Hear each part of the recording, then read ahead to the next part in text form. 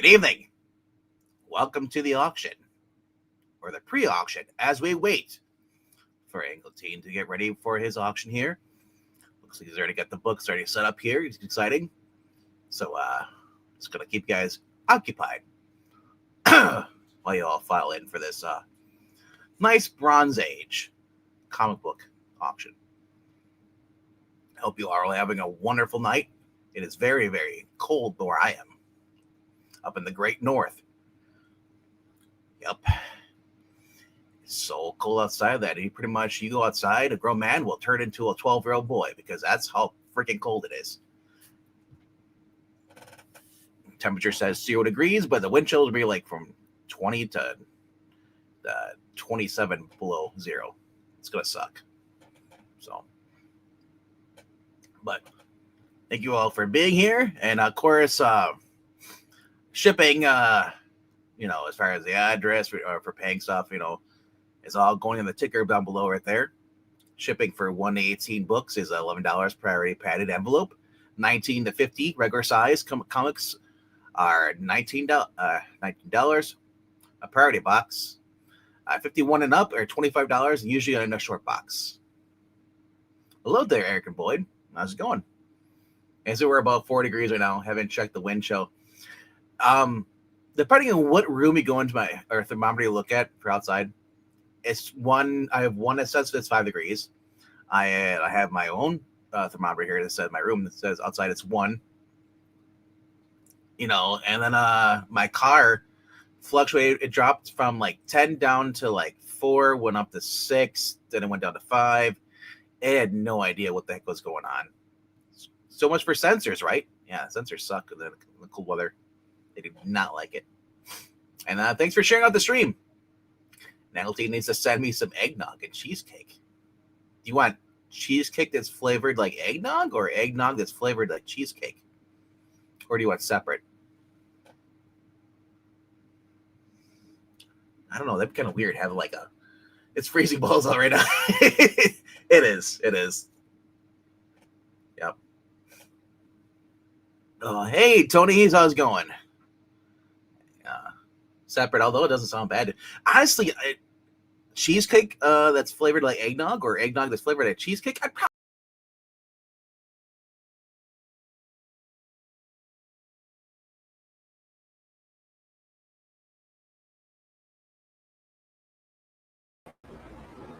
Hello. Oh, let me try.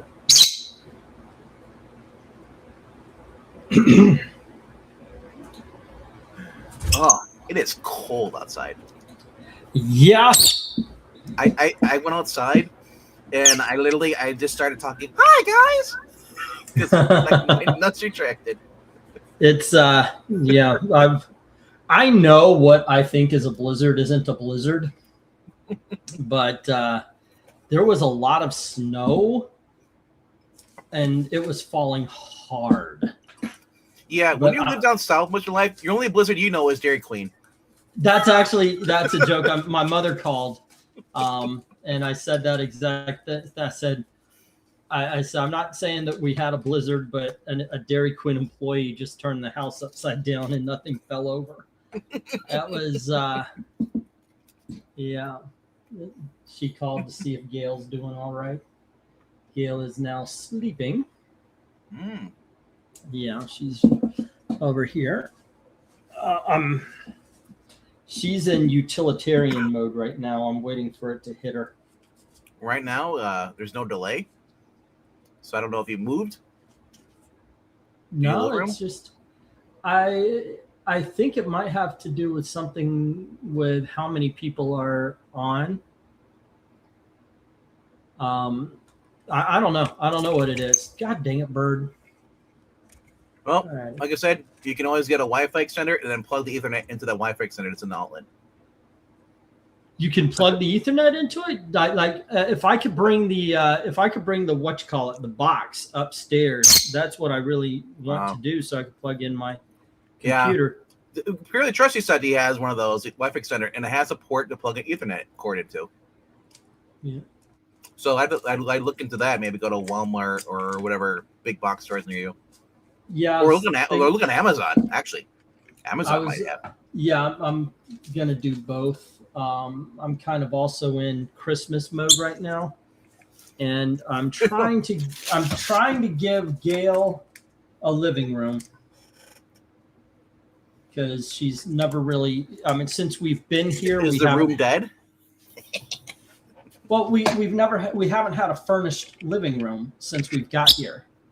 Yeah. So, yeah, I want to give her at least, if not a full-on sofa for right now, a futon, a TV that she could go down and watch when we're doing a show. You really don't know how good it is to have just a TV, beanbag, in the bed until you move 3 times, and you're like, yeah, how do we get to so much shit? There's shit on top of shit on top of shit. Oh yeah, we discovered that on the last move. How much of this are we actually ever going to use, and how much are we just moving around at this point? Yeah. Right. Yeah. Alrighty. Do you know if Breen is coming in? Is it just the 2 of us? He said he might show up tonight, and yeah, he should probably. Yeah. I'm pretty sure he wants to make fun of me about the Buccaneers versus Falcons. I don't know if you watch football. Buccaneers are my team, and they lost 2 games they should never have, and definitely not last week. What? I had no idea. Yeah. Okay. Yeah. It's gonna happen. All right. Oh, have we been live? Did you turn us on? You turned us live? We've been live for the last 6 minutes? Yeah. I've been talking to the people, getting it ready. Dude, I didn't even see that the live was on. And then I look over and then I see what is it? You switched it around us by you have the live on the wrong side. That's why. Yeah, and I'm looking over, I see the thing, I go, well, we should get started. And I see, wait, is this lot started yet? How do you know there's a lot on the board? Because I haven't turned on the damn camera. We've been live all this time. your camera's been on the whole time. Yeah. Okay, let's go for lot 1. Let me get this. Oh, dear Lord. You know what? It's a hangout that we sell comic books in. At least we started. Yeah. So before you even right now, before you even join, I read out the whole entire ticker and got that whole spiel out of the way. So, well, that's awesome. Thank you. Well, all right. You know what? I don't know the golden key. Oh, go ahead. I was just saying. The reason I went live a little earlier because I figured, people were gonna pile in as soon as you go live. You know, and those kids. Yeah, that is. I was actually thinking of piggybacking on another video. Like a cover ranking or something, like maybe one of the older cover rankings or one of the old. Muted. Yeah. So you're muted, so I don't have to worry about anybody saying anything on the air. I was hoping you didn't walk across the screen with no shorts on. Erica Bush, you should have gotten the England team to say what he really thinks about it. That's a good idea. I had no freaking clue, and then I looked up. It says live. I went, wait a second. No, what? Oh man. Well, it's weird because you move the icon thing to the left side. So I like that because now I can kind of cover the mess that is my bird cage over there because I'm a little bit better. I mean, I've got all of his food and his snacks all around the cage and everything, and I mean, it's not. The biggest mess are the comic books. I am tired of comic books in my room. I was talking about doing like a 50-cent sale or something in the middle of the week because I need to get rid of these things. It's a mess. It's a mess now. All those kind boxes. of how I feel, dude. Yeah. It is a wreck over there. So, I mean, it's not even Gail I'm like, God, I want to get rid of everything. I'm going to do something this week because, like I said, especially with Gail losing her brother yesterday, I want to do something nice. I want to give her the living room she hasn't had since we moved to Indiana. Do something nice for her. What's really sad is it seemed I was guaranteed. I don't know if guaranteed. I was very much gung ho about making sure Ashley doesn't celebrate Birthmas again. She's a December 18th kid. So we always kind of combined, or sometimes she just missed a birthday. And her and Elizabeth being not a Christmas baby, she would get a birthday. So I was determined to give her a good birthday this week. And then her uncle dies, and it looks like the funeral might be on her birthday. And she's like, I don't want a funeral on my birthday. So we're going to try to talk him into doing it on 19th. So I don't know. It's been an oddball week. What we've got. Oh, by the way, okay, let's go through these really quick. We've got Andy Panda in the gold key at A. B is wild animals, number 1. Now there is a clip right above the PC, right above the, you can kind of see it a little bit, and that's why I put it in the dollar. We've got a book called The Motor Strike Puppies from something called DZL Comics. That is issue number 1. DW something. These things I didn't really get. This is DW. It's a preview of some sorts. Dreamwave production preview. Alrighty, then this book is called, it looks like EO, and it says not for children. So, okay, there's that. Then here we have the Department of Truth, and this is issue number something or other. It's still ongoing, which is crazy. 17. It's issue number 17. Yeah, Oblivion Song is that was through Image. And this is issue number 2. Yeah, good, really good one. Star Wars Crimson Empire issue number 1. Now this would be $3 or $5 usually, but you can see it's got spine issues, so I put it in the dollar bin. Blacklist, if you like the TV show, there you go. Your comment. I've seen clips. I want to watch the TV show, but here's Blacklist. That's issue number 10. And then a book called Dragon, which it looks like it actually has something to do with Dungeons and Dragons from the it's a way Dragon is spelled out. So it's a miniseries. Yep, and it is issue number 4. All right. And of course, bidding starts at $1 each, and we do have 2 bids, one on H from Tony and one on J. So the Star Wars. Yeah, and from what I've learned from people is that if it's Star Wars from Dark Horse, it's safe to read and buy. Yeah, apparently, right? Star Wars. Okay, I do have to say, Tony, in the last week, I've got a few boxes that I sent out. They came back. Apparently, I'm not allowed to put the list of your comics in boxes that I've got marked media. It's considered correspondence. They sent Dominic box back because I used the priority bags is packing material. And for years, they told me it was because I had correspondence, and I was like, I didn't write them a letter, and it was the lists. So I do have. I tried to send books out to you. They are here again. I will send them back out as soon as possible. All right. Yeah, can you tell us? Okay, I go to UPS store. Well, the problem with the UPS is it's 40 versus the 23. I mean, by the way, the prices are up. A large size priority box is now 30. A medium size is 24, and the packages, the envelopes, are 13 now. So everything. I'm surprised they actually looked inside your thing. Say again? Because usually they don't look at mine. If I send stuff out, they usually don't care. They don't look inside there. What I think happened, I sent it in a Walmart box, like one of the moving boxes we used. Oh. And I think what happened is when they picked it up, the handles tore open, and they could see what was inside. Because I have, and then of course now they're going to check all of my boxes, and they found another one that had the correspondence. Because it was in the same shipment. I sent Tony's and Dom's out at the same time. The other box I sent to Dominic, that didn't get checked. So one made it. But yeah, that shipping. It just sounds like them making me being dicks. That's all it is. Yeah, I think so too. Just here's what made them be real dicks.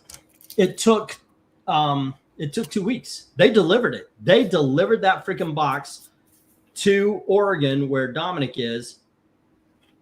It ripped open. They sent it back.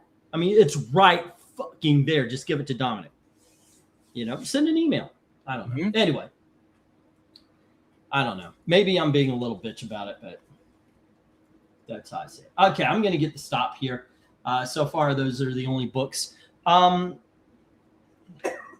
Let's see. We're having a piece of paper with a list on there. Honestly, that's what most companies. You buy something from Amazon, there's a packing slip in there. Yeah, the problem was I was trying to send it. Media mail, which is the cheapest. Which is how I can send a short box for $25. You're not even supposed for $3. You're not even supposed to be sending anything comic books that has advertisements in it. Really? Yeah. I've been doing that for like 10 years now. Nobody said word one about the comics. I've just, I've been. Anything that has, in any magazine that has advertisement in it, you're not supposed to send it because I don't know, for whatever reason. That seems really stupid. Okay, especially considering I sell old comics. These are old advertisements. Well, that's going to be a whole new kettle of fish. All righty. So once again, let's see. Maybe I've got to stop doing the media, which sucks because it's fucking expensive as hell right now. All right, Star Wars Crimson for Tony, and then it was also the Dragon. Alrighty. And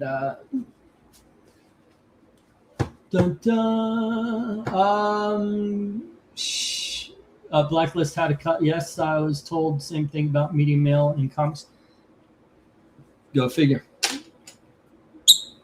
I got some comic book bags and back boards delivered to me, and they were not even in a box. The shipping label was just attached to the outside. Don't let them know the mail. Yeah, there you go. All right, let me get the stop and we'll move on. We got some interest. I hope they're good books. I hope they're good and you guys find them. And yeah, I really do because we got a lot of shipping and got to get that living room. Is that Kirkman on Oblivion Song? I think it is, yeah. Yeah, it's Robert Kirkman. Yeah, that's a really good book series. If you guys have never read that. Sci-fi dystopian world thing. Guy trying to fix something because he almost destroyed the world, so he's trying to solve it for years. And he finally does it, and then it's just crazy. Tell you what, if anybody's interested, how about the last 8 for $6? $6 for the last 8 books. Give yourself a try on something new here. All right. Let's see. Star Wars and Dragon to Tony. There you go. I don't want a bunch that book has been blacklisted. That's why they didn't buy it. Yeah, I want like last week where a lot of the lots just went. There we go. I've still got if Dominic would show up, leftovers. I still got the books from last week that didn't sell, so I may do a 25% off on Monday and a 50 center on Wednesday or something. Then again, I did kind of just like hanging out on Wednesday. That was kind of nice. Let's see. 1, 2, 3, 4, 5, 6, 7, 8, 9, and 10. Okay.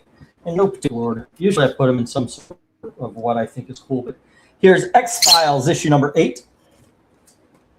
And we have from Valiant Comics, Hardcore, issue number 5. There we go.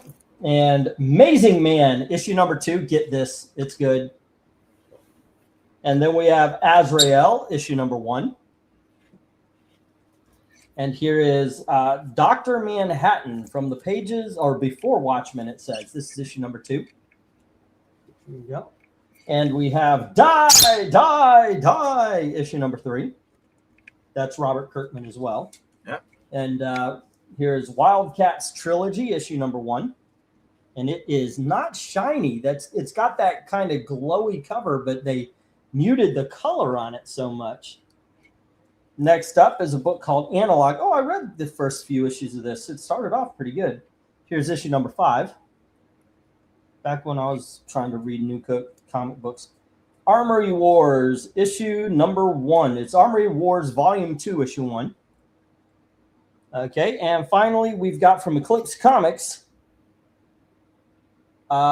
Scout. It's the Scout Handbook.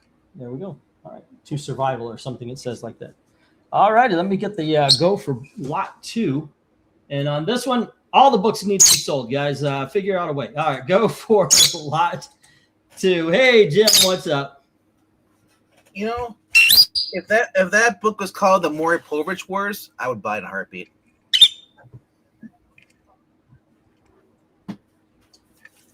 Armory Wars needs to be okay. I don't get the I don't get the connection Maury Armory Wars to Maury Povich.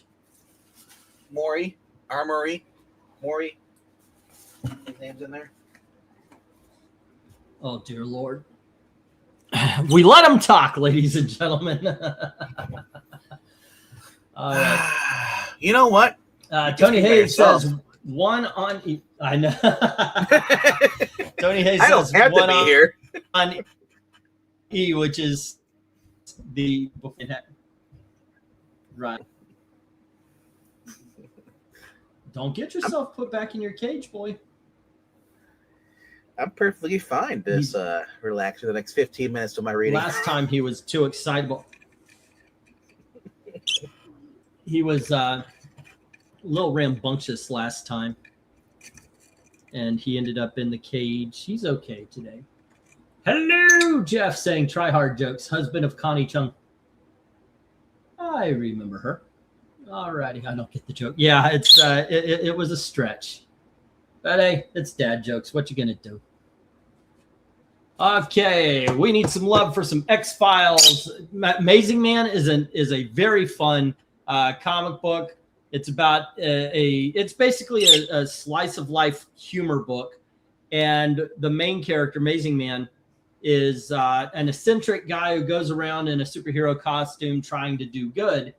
And in this one, they realize that Amazing Man never actually has they never see him work. You know, how is he making his money? And this one is it's actually speculating on how he made his money, and that's why he's Scrooge McDucking right here on the cover. Highly recommend that. There's try hard jokes and there's try hard comics like Amazing Man. Hey, it didn't try hard, and maybe that's why it only lasted 12 issues. Azrael, no, it was fun. On the handle. I was never a fan of Azrael when he was during the Nightfall and stuff. Mm-hmm. But when the guy actually became Azrael afterwards, that character was so much better. So that's right, that early DC Bullet.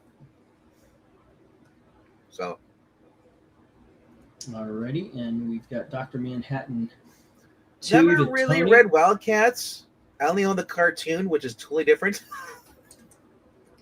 But I think Rifter's on Wildcats.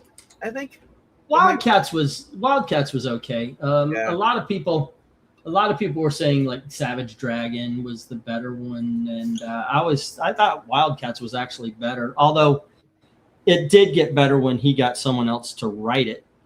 He discovered quickly that for an artist, he is a good artist. He's a shitty writer. As far as Die, I don't know why. For whatever reason, I kept thinking it was a Kieran Gillian book. Because I thought he did something else.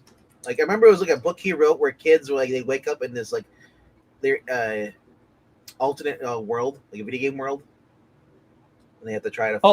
Yeah, that's just called Die, and it okay. Like six-sided dice. Yeah. So if you say Die, I confuse it with Die all the time. And Tony Hayes says a buck on the Azrael. Alrighty. So far, agreed. Wildcats was a bit all over the place, but then it got better. Once he hired writers. For a little bit, the other guys didn't want him to hire writers because it was supposed to be just the artists, but the artists don't write. They just don't. All righty. Dun, dun, dun, dun, dun, dun.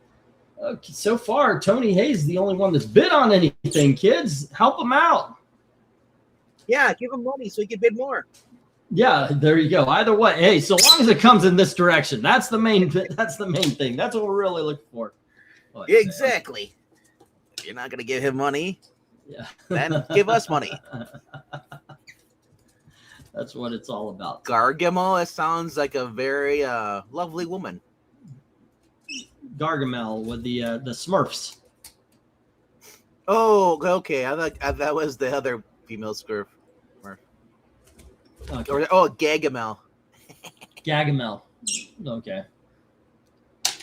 Gaggy Smurf. Video game. You like how they say video game? She's the Gag Smurf is the female Smurf with the purple knees. Ah. Alrighty, let's get the stop and we'll move on to the $2 books. I don't care what anybody says. Papa Smurf was hitting that female Smurf.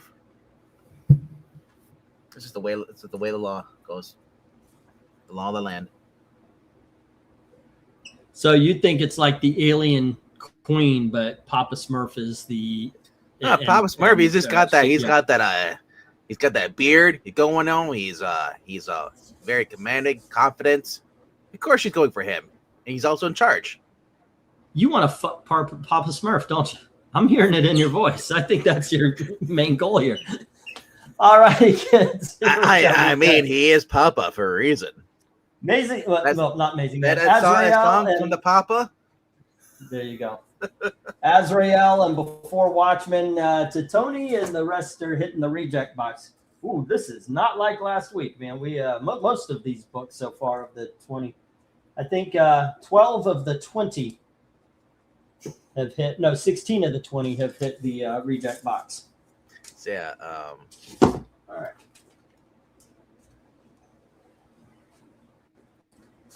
Okay, let's move on to some $2.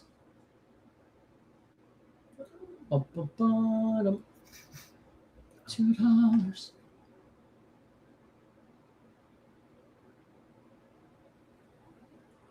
Alrighty. 1, 2, 3, 4, 5, 6, 7, 8, 9, and when Papa 10. Smurf walks around in the Smurfville, you hear that song "Come to Papa" by Bob Seger. There we go.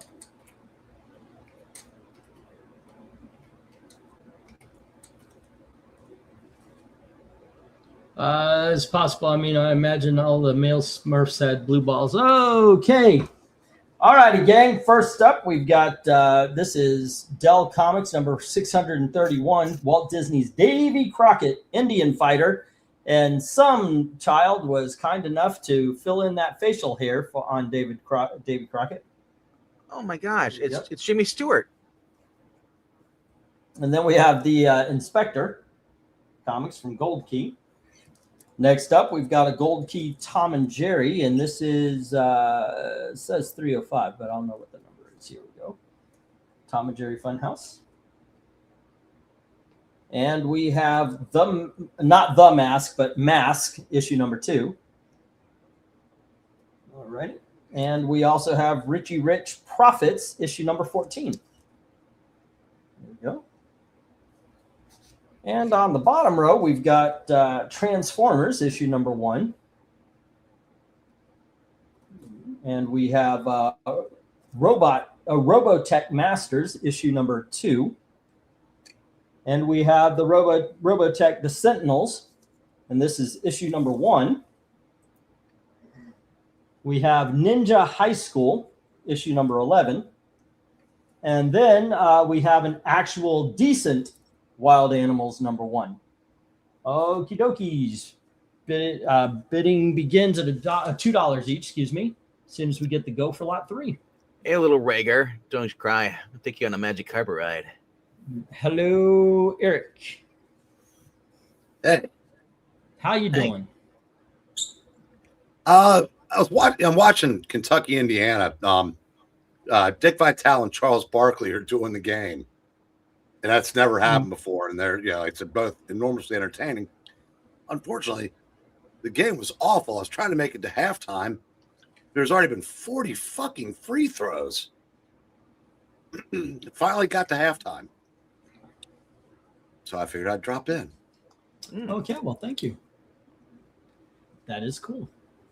All righty, kids. You like those manga / American comic books that were made in the 80s. Manga, comical. We've got 3 of them on the bottom row.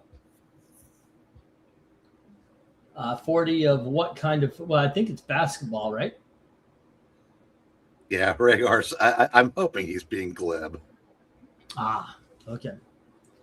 Tony Hayes says $2 on D and F, The Mask and the Transformers. All righty. Wow, they just showed. They're showing highlights of a game Vital called when Barkley was in college with a full head of hair. It's like 40 something years ago. Dude, at my comic book shop owner at his wake or funeral, they had photos of him with hair. I've never seen him with hair because he's always been bald since I've known him, since like I started going there on like the early 2000s. So it's kind of funny seeing him like with hair. It's what's weird is seeing Charles Barkley thin. Well, yeah, he's been, yeah. I mean, he's lost 60 pounds. Yeah. All right. Well, it has so far not been a very successful auction today. But, Tony Hayes, the only one that is bidding. All right, kids. Hey, we also got some good. Hey, got a kid in your life? Here you go. We got some comics. Let's see. Dick Vitale has one of the best names, except for Dick Butkus. We get a 2 on E, the Richie Rich Prophet from Jim Swanson. The best name out there is the guy that does Limbaugh's old show with Clay Travis. Yeah. Oh, Buck Sexton. Yeah. I mean, Dick Van Dyke is still up there too. Did you see the thing somebody posted? Dick Van Dyke's birth is closer to Thomas Jefferson's death than today. Yeah.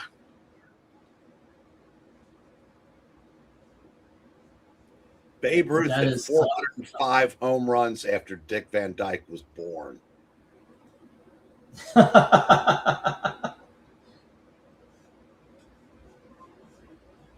Man's old. Crazy. Dude. Yep. Today he's 100 years old. Yeah. I saw an interview with him, and he was talking about, he goes, well, you just have to live positively, keep moving, and do you. I mean, I'm feeling pretty damn good. Well, it's pretty damn good as a 100-year-old man can feel. Yeah, I know I've brought this up before. He made a movie in the 60s where he was playing an old man.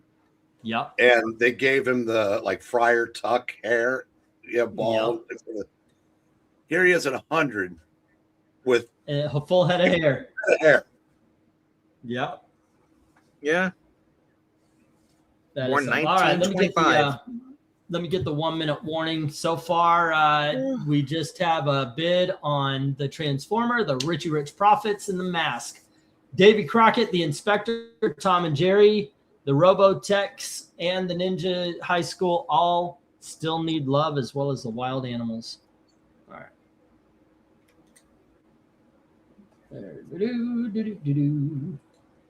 Okay, 1 minute warning.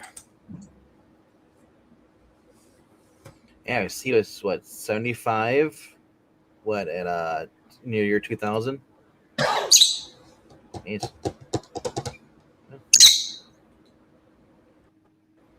He was 75 when he was playing the bad guy in Night at the Museum. Yeah. Not sports related, but how about I was really nervous. I was very nervous when they announced like oh, his birthday's gonna come up in December. I'm thinking like, don't announce it, please, because I could jinx it. I know, right? What are you gonna say, Aaron? Huh? Oh, I just said a said 1 minute warning, but Eric and Boyd said not sports related, but how about Dick Armey? Something every horror fantasizes about. Exactly. Mrs. Dick Army. Alrighty, so Tony Hayes had The Mask, issue number 2, and the Transformers issue number 1. Yeah. And Jim has the Richie Rich Profits. And problem with everything else. Robotech- Once again. The problem with Robotech into- was Okay, the what's fact the that a problem? lot of people didn't like the anime because in the English translation, they made Minmay the worst character in anime. Go figure. Hopefully the next ones do better. I mean, I watched the animes, Macross 2 and stuff. I was like in the 90s, well. I actually know her first name. I'm proud of myself. What's that? I know Lynn Minmay's first name. Yeah.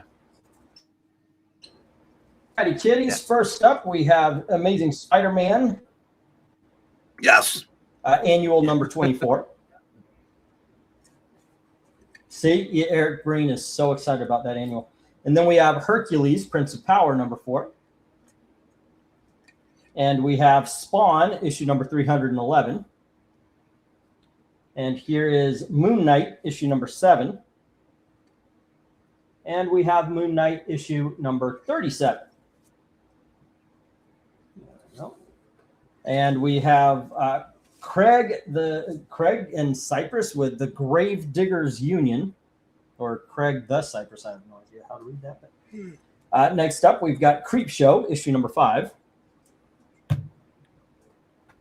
And we have Female Force, Caroline Kennedy. It came with a freaking collection, gang. There's one more just like this, too.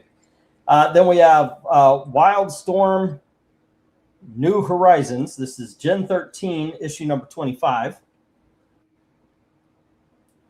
And we have The Real Ghostbusters, issue number 7. Cool. There you go. All righty. Bidding begins at $2 each. Let me get the go for lot number 4. Well, I gotta get going. I just want to say real quickly, the Hey Kids or Hey Comic or Hey, what was it supposed to be? Hey Kids Comics? That was the whole slogan was back in the day. Yeah. I saw Hey that. Kids Comics. Yeah, that was in the Don Rosa Library Volume 2. I was reading earlier. Didn't that cover win one of our things one night? I think so. Which one? Wouldn't be The smart. Caroline Kennedy? No. Yeah. The Creep Show. Won one, didn't it? Yeah, the Creep Show did. Yeah. Yeah, I forgot about that. But yeah, it won for one of the Halloweens last year. That's pretty good. That's a damn good cover. What a All right, kids. Alrighty, kids. I'll see you later. It's not an auction without some bids. So. See you back. Yeah, later. All right. Wait a second. What the hell? 1, 2, 3, 4, 5, 6, 7, 8, 9, 10. Okay. Oh, goodness gracious. And Jim says 2 on I getting the Gen 13. All righty. I've seen a lot of horror stories about the roads up in your neck of the woods. Yeah, they are covered. I tell you what, I know why there's a whole bunch of wrecks up here right now is because people are still driving like it's not snowy roads. They're freaking speeding down the fucking things. I told Gail, these are people who are so used to the snow they think they can drive this way, and that's why they're getting into wrecks. Gen 13, How much snow did you get? I don't know. I wasn't paying attention, like how many inches or some. I know that it. It's a good thing Gail doesn't pay attention to that either. I'd walked right into that. I have no excuse for that. You just walked in and flopped your little E right on the table for that one. All right. Let's see. The Gen 1325, the Gym. Alrighty, and then Tony. Tony comes in with 2 on A, D, E, and H. If you are watching, feel free to bid. Everybody's welcome. I don't gatekeep. There we go. Let's see. A is the Amazing Spider-Man Annual number 24.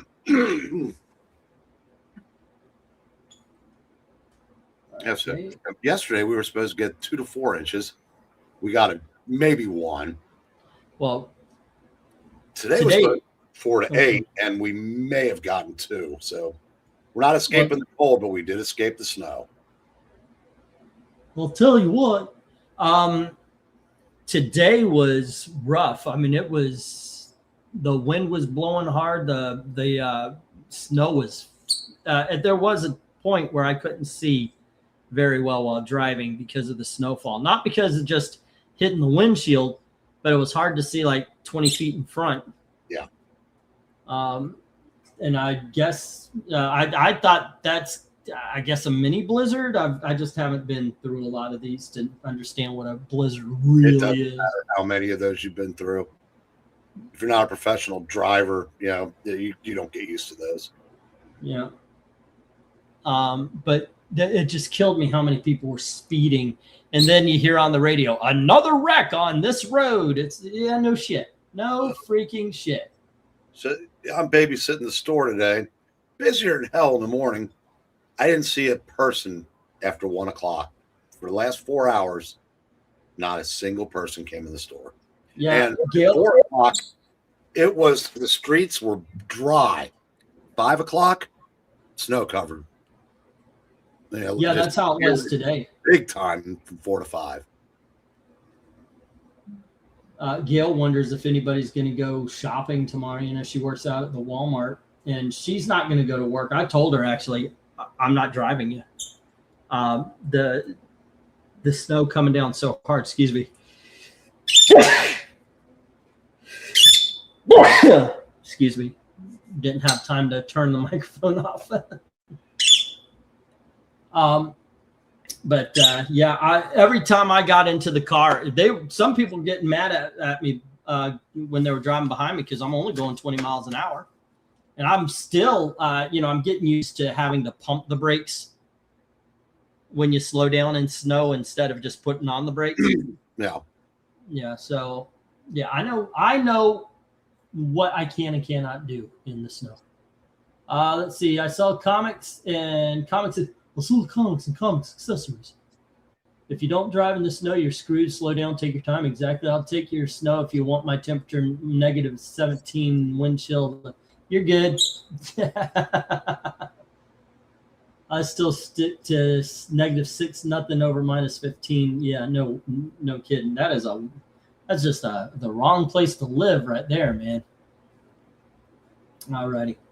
Let me write these books down here for Tony on his page, and then we'll move on. I think it was just the Gen 13 for Jim at this point on the other one. What don't we have? Okay, somebody's got to get that Caroline Kennedy or give the Grave Diggers a try. What do we got here? Hercules. We got the Spawn. The really? Y'all are letting the Ghostbusters go? Serious? Come on. That's hard to believe. So what do we got? We've got 2, 4, 6. That Creep Show. Come on, guys, give that a try. It's got. Hey. Well, you haven't even mentioned the best book up on this lot. And that would be? That would be the Hercules. The Hercules. All right. Yeah, Talk about the Hercules. They were fun. Bob Layton, I think, wrote and drew them. And yeah, those are some of the best Hercules stories I've ever read. There you go, guys. All righty. And all of this is, of course, a way to help out the channel, which in turn helps out the family. And I got to admit, it's buying Christmas. This is the first time in a long time we have a Christmas. where we can actually buy. I'm thinking about getting a tree and decorating the house with some lights even. All right, let's see. And D was and E, the Moon Knights. Where I said, I've been here 21 years. I've never put up a tree or a decoration. Really? No reason to. Well, the family's home this year. Dominic did do the Dominic thing, and he bought a box of comics, and so that gave a little extra money into the coffers. Last week, unfortunately, though, was a Gail doesn't get paid week, which means the money I had from the auction otherwise went to all the bills, which dug into it. But yeah, I'm hoping these do well, and I'm gonna try something else if this doesn't. I want to give my family a Christmas, and unfortunately, you know, what we had planned, we were going to go see a show on December 18th, but it looks like instead Gail and Ashley are going to a funeral while I get to play babysitter. Yay! All right. No, actually, I want to. I told them bring the kids up. I'll entertain them while you guys go to the funeral. Gail understands. I told her I'm not trying to be disrespectful. It's just I met the guy twice in 30 years. You know.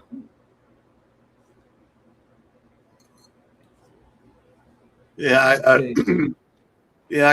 be going to one in a couple days. That sucks. Sorry Yeah. about that, man. Well, it's one of my best friend's mothers, but I think I met her once. Yeah. But apparently it was very unexpected. Well, they're worried about leaving the kids down south because Dad gets a little handsy when he gets angry. I'm a bit short due to Christmas presents. I can't spend much this week. It is what it is. Thank you for what you can do, Jim, and I appreciate it. God willing, I'll be able to visit my mom for Christmas. She does decorate quite a bit, so I'm good with that, says Eric and Boyd. Yeah. It's nice. That's nice. All right. Let's get this one down. We'll get the next round up. All right. There we go. Did I have everything? I got the Moon Knights. And what else? I don't want to miss anything. Oh, it was H. Oh, the Caroline Kennedy. All righty. Caroline Kennedy. All righty. And that is $2. And Tony Hayes is up to 12. I guess I've done this before. You know what? Screw it. Let's see. What was it? The 100 for the future gets you 150. Merry Christmas. Let's say 200.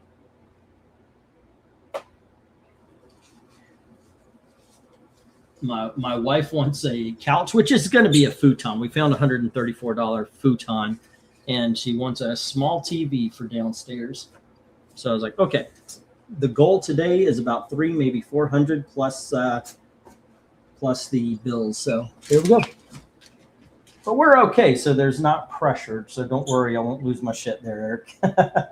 All right, Tony Hayes has the Moon Knight. He has the Spider-Man and the Caroline Kennedy. Jim has the Gen 13. Now, I've been doing this for the others. So what do we got? We got 2, 4. We've got 5. That's $10. Let's, you know what? Let's give a free book. So $8 buys the rest. You know what? Let's say $7.50 buys the Hercules, the Spawn. You get to try something new with the Gravediggers Union, Creep Show, and Real Ghostbusters. All right, there we go. All you got to do is say, I'll take the rest of the lot, and I will mark it down for you. You do realize the only shot you have of getting somebody to buy 5 books that different isn't here right now. Yes, I do. Those are all over the place. And I just realized I did that. I think that might be one of the problems. There's no coherency to the lots that I've shown. You know, it's not like I put up a lot of 10 Conan, which by the way are coming. It's all of these lots so far have been individual books, and that is harder. That's a harder sell. You're right about that. So that's my bad. Alrighty. Let's see what God will. Oh, that Sweet Caroline. Oh, I cannot wait to see that movie. That's actually a movie I'm jazzed to see. Is that Neil Diamond movie? Or jazz singer to see. You did that. Right. Yes. Not the preview looks good. I like Neil Diamond music, so that's going to be cool. Yeah, I'm interested. Idea for a movie though, and not a Neil Diamond movie, but a Neil Diamond tribute guy movie. A Neil Diamond tribute. Yeah, that might work. That's what he's playing. But yeah, this is of course the story of. I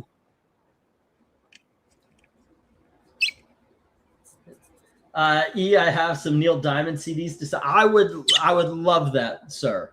I have the greatest hits albums, or album, but yeah, I would love to give a try to some of the B-sides. That would be really cool. Thank you, sir. Yeah, it's kind of weird. Like I have no desire to go out and see Now You See Me, Now You Don't 3, or what's that? The new Disney movie Zootopia 2.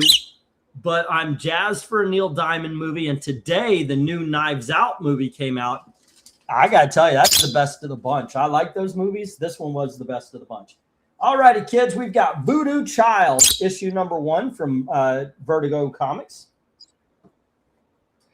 And we have Newburn. Now, who is this? This is Chip Zdarsky and Jacob Phillips. This is issue number 1. And then we have Nita Hawkins' Nightmares, and this is issue number 6. Then we have a book called Crosswind. This is issue number 1. The little gold embossed letters and such, and I have no idea what that is. All righty, next up. Oh, man. We have Sarah Palin, Decision 2012. And, oh, okay. I was wondering what the fudge is going on. There's a snowplow on our street. Next up, we have Seduction of the Innocent, issue number 3. And we have Doom Patrol, issue number 12. And we have Doom Patrol, issue number 37. And here is issue number 38. And issue number 53. There we go. And apparently issue number 2 I guess a different run of Doom Patrol that I didn't realize I put 11 comics here. All righty. Bidding begins at $2 each. Let me get the go for lot 5, I guess we're on, right? Go for, no, 4. What the fudge? Nope, 5. What did Sarah Palin have to do with Decision 2012? I have no idea. What wasn't she with? She was James' running mate in 08. But she wasn't. She wasn't Romney's running mate. No, she wasn't Romney's. Yeah. Okay, I have no idea. I have no idea. But there you go. So it's weird. I can't remember who his running mate was. No shit. Who was his running mate? Huh, go figure. Holy cats, never saw that Doom Patrol before today. Saw it this afternoon on a cover show where the theme was spikes.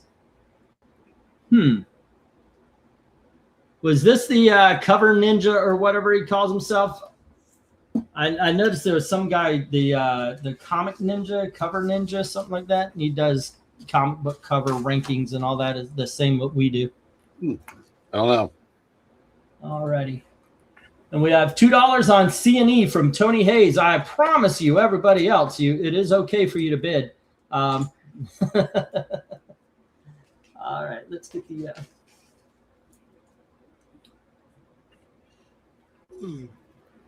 Yeah, if I'm not mistaken, Jacob Phillips is Sean Phillips' son, and he's the guy that he usually does Chris Condon's work.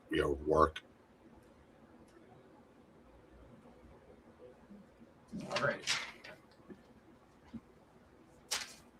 Bum bum. Let's see. I missed the Grayman show today. We've got cover slingers. Okay.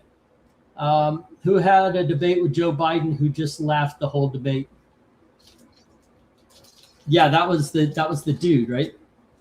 Paul Ryan. Okay. All right. Oh.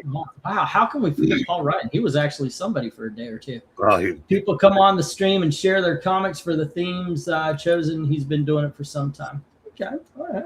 Yeah. Just Paul Ryan's a piece of, you know what? Yep.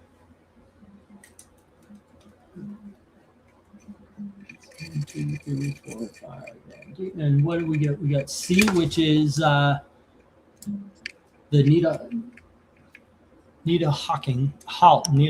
Hawks, whatever. All right. And that's Tony Hayes. He also has E, which is the Sarah Palin. All righty. Okay, gang. We got some good books here, kids. Got a lot of good Doom Patrol. A book called Voodoo Child. I have no idea. The Seduction of the Innocent is where I would go on this one.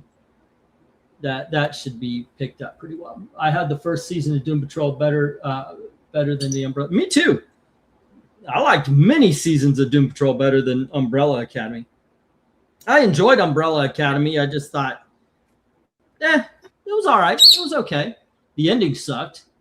Everybody talks trash.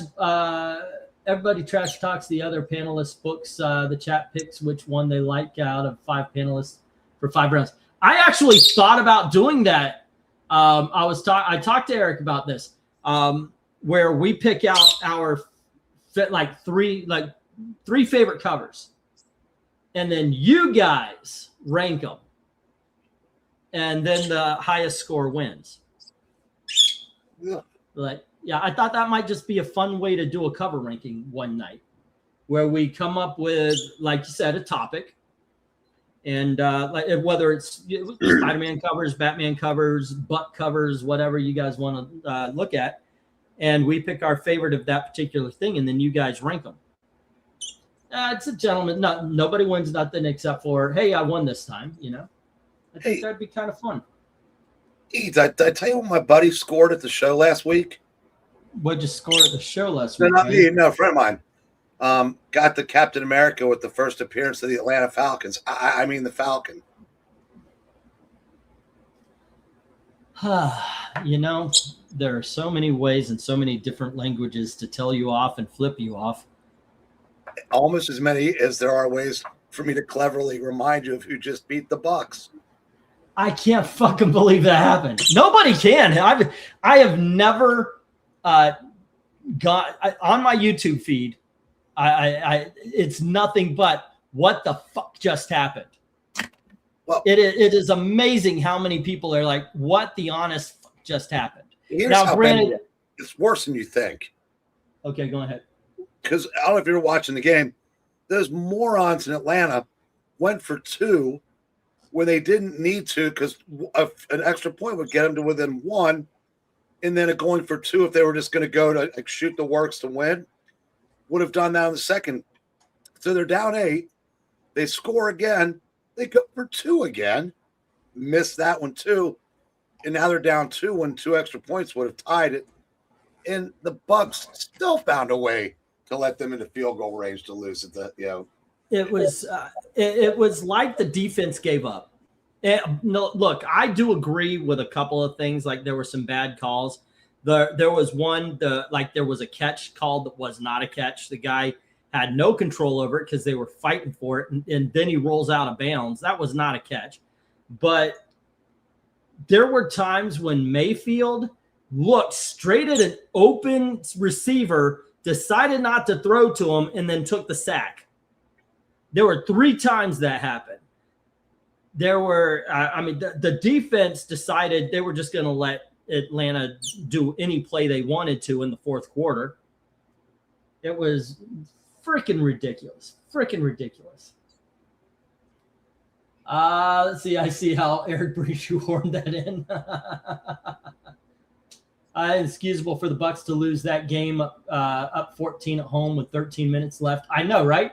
And why would, especially when the two players that are kicking ass, not just today, but for the fucking whole season, why would you just not be going, here you go, Bucky. Here you go. Oh my gosh, I can't. The other running back. Run out that goddamn clock as best you can. Say again. I said, and you even had it was not Rashad White, not Bucky. Spencer. Yeah. Oh my gosh. Anyway. All right, let's get the 1 minute warning. Well, at least I've got a full week to come up with something clever for the next game they blow. I know, right? I have no faith. I have zero faith in the Buccaneers defense. Well, fortunately, I really don't. It's weird. That game meant less than nothing for the season because they're not going to catch any of the other three division winners, and two of their last three games are against the Panthers. They win those, they're in as the 4th seed, and they have a home game. So I said, if you only in, I'd be 7-7, but still basically be in a great position to win your division. You just got to take care of business. I mean, both Carolina and Tampa Bay control their own destiny. Tampa Bay has to win both of them, but that's what's in front of them. Yeah. It's like getting 5 last chances. Well, we both agree that they ain't going to do shit in the playoffs. You never say never. And I would say this. They just played the Saints and the Falcons, and they lost. So whatever, I agree. I mean, I said they're inexcusable, but to do that, you shouldn't. Still have an opportunity to control your destiny, but here we are. Yeah. My goodness gracious. This is there we go. All right.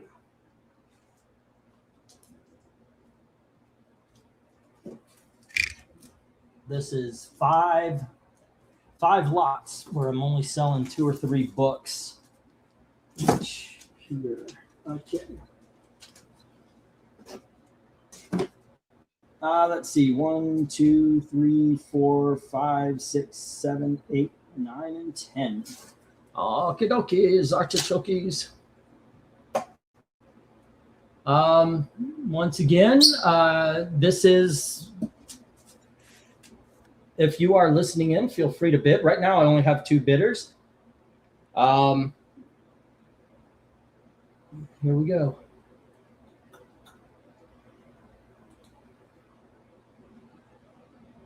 I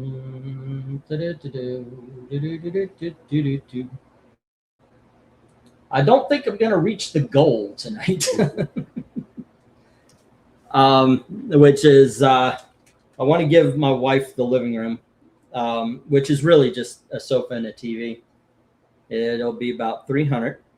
And of course, we need the shipping and the walkabout money. So a little bit over that. So yeah, not happening, bro. All righty, kids, we have Johnny Quest, issue number 17. There you go. And we have Johnny Quest. This is from the 1980s run. Here is issue number 12. And we have issue number 4. I do know this is a wraparound cover. All righty.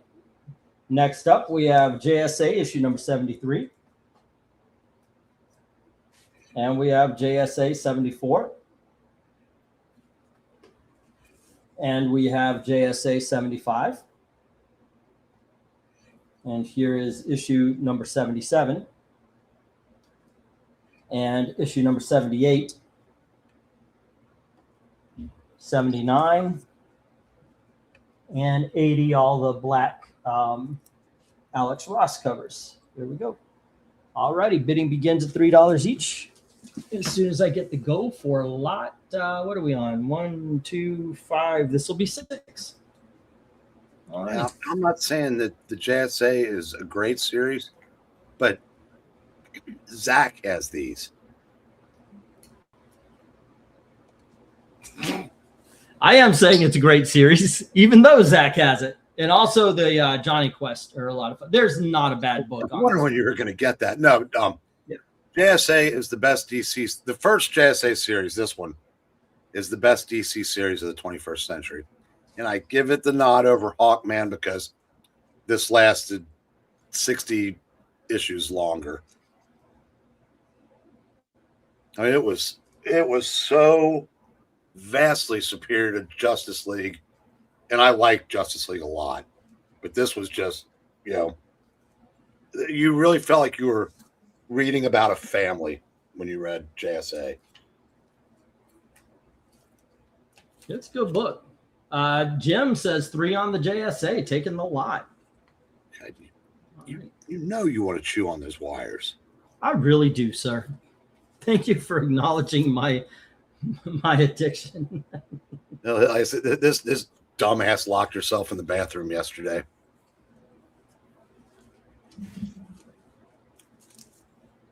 Alrighty.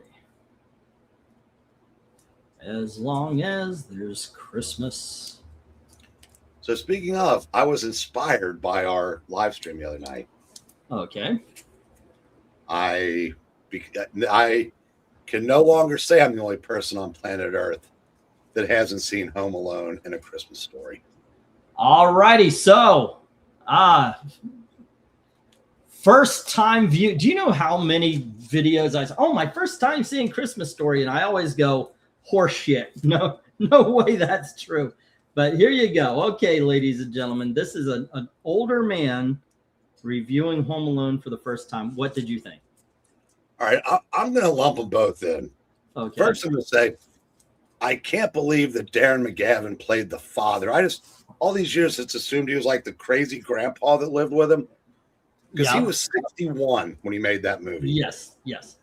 The actress was 39, and I'm sorry, was 45. And they have 2 kids under 10. Yeah. Okay. Now, we'll just suspend that disbelief. And Darren McGavin was great in that movie. He is fantastic in this. Both of these movies have been built into, they've been elevated to this mythical status that no movie is actually as good as people say both of those are. Okay. That said, I enjoyed both of them. I got real tired of Macaulay Culkin going, "Ugh!" But other than that, it was a very fun movie. Okay. Christmas Story, again, very fun. I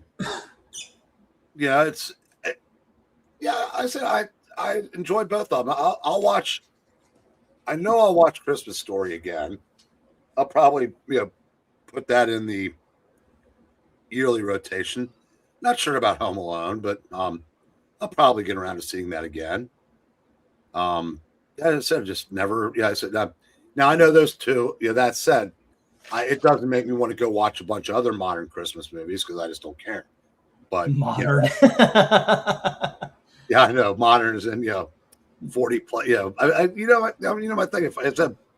If the majority of the cast is Canadian, it's too new for me. There you go. But since both the parents are gone now from Christmas Story, and I will say the best part of Home Alone for me was the old man. Okay, the whole at the end, story. he looks out the window and sees him reconciling with his son, and yeah, that was cool. Because that gave a realistic touch, or I don't know, it made it feel real when the premise is so preposterous. It would never happen. Oh yeah, it made for a funny movie, but that's I like that. It kind of, like if there had been another scene in Meet Me in St. Louis, where they where the kids actually find out that the old man isn't the boogeyman, because that's what Kevin found out. Right. Well, I said this the other night, and I'll say it again. As far as Home Alone is concerned, they really did dot the I's and cross the T's. Everything that is a question later, they covered in the beginning. There aren't a whole bunch of plot holes in that movie. I mean, you're right. It's a ridiculous premise, but they covered it. They explained stuff away. It's like they knew what questions would be asked, and they answered them in the very beginning of the movie. And I appreciate that, because that is one of the things that I think plagues a lot of films. They ask you to suspend your disbelief, but they don't do the work to help you. Well, and they couldn't do that movie now, even though they set it up by showing the storm that knocked out the power lines. Too many people would have cell phones today, so that couldn't happen today. But this was 1990 when that was made, or 91. Yep. Yeah. So alrighty. Definitely time well spent.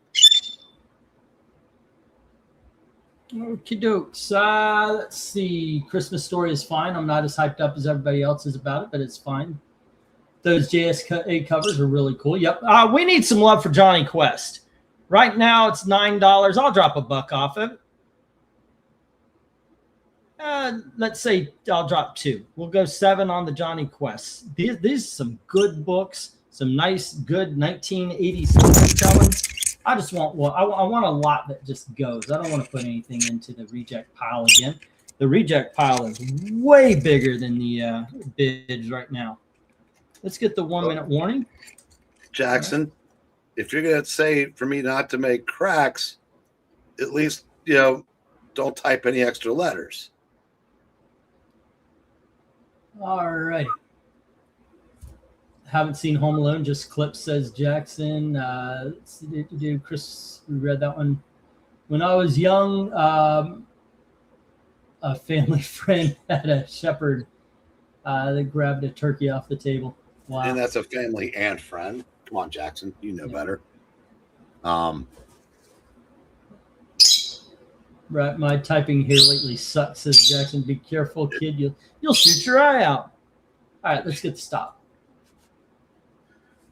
Okay.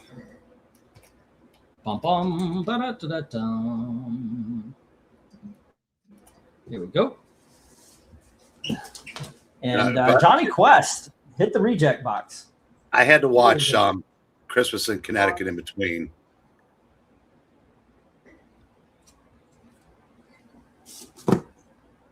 Oh, I want to watch that as well. I've got to rent it, unfortunately. Can't have too much modern in one day. There's modern movies from 1983.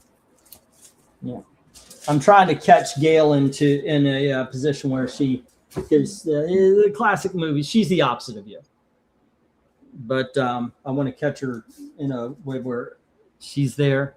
I've got her held hostage now. God damn it, I'm going to make her watch It Happened on Fifth Avenue and The Bishop's Wife and Christmas in Connecticut and all those good ones. She does not care for Miracle on 34th Street. That just I don't understand that way of thinking. All right, kids, here is Weird Worlds presents Iron Wolf. This is issue number 8. And then we have Gen 13 in 3D, issue number 1. I got to go get those 3D glasses from downstairs. The X-Men Chronicles. All right. Ooh, I get that. And we have Star Wars, Tales of the Jedi, Dark Lords of the Sith, issue number 1. This is the Dark Horse Star Wars. And we have Batman, is issue number 500 something or other, right? Yeah, 500 and what looks like 15. This was the black issue. There you go. Next up, we have Master of Kung Fu, issue number 78. Governor of Kung Fu. Here is, Invaders, issue number 25. We have The Adventures in the DC Universe, issue number 11. And here is Adventures in the DC Universe, issue number 16. And issue number 18. And bidding begins at $3 each as soon as I get the go for lot number 7. Damn, if LK had hair, he'd be pulling it out right now. Say again? So if LK had hair, he'd be pulling it out right now. I take it his sports ball is not going well. Indiana just decided at some point that they were tired of winning. Of course, their quarterback won the Heisman today. First Indiana player, and I'm pretty sure the first Hispanic winner. I'm just assuming a guy named Fernando Mendoza is Hispanic. Damn, they're down 5. Yep, Jags, I'm going straight to triple dog, dare you.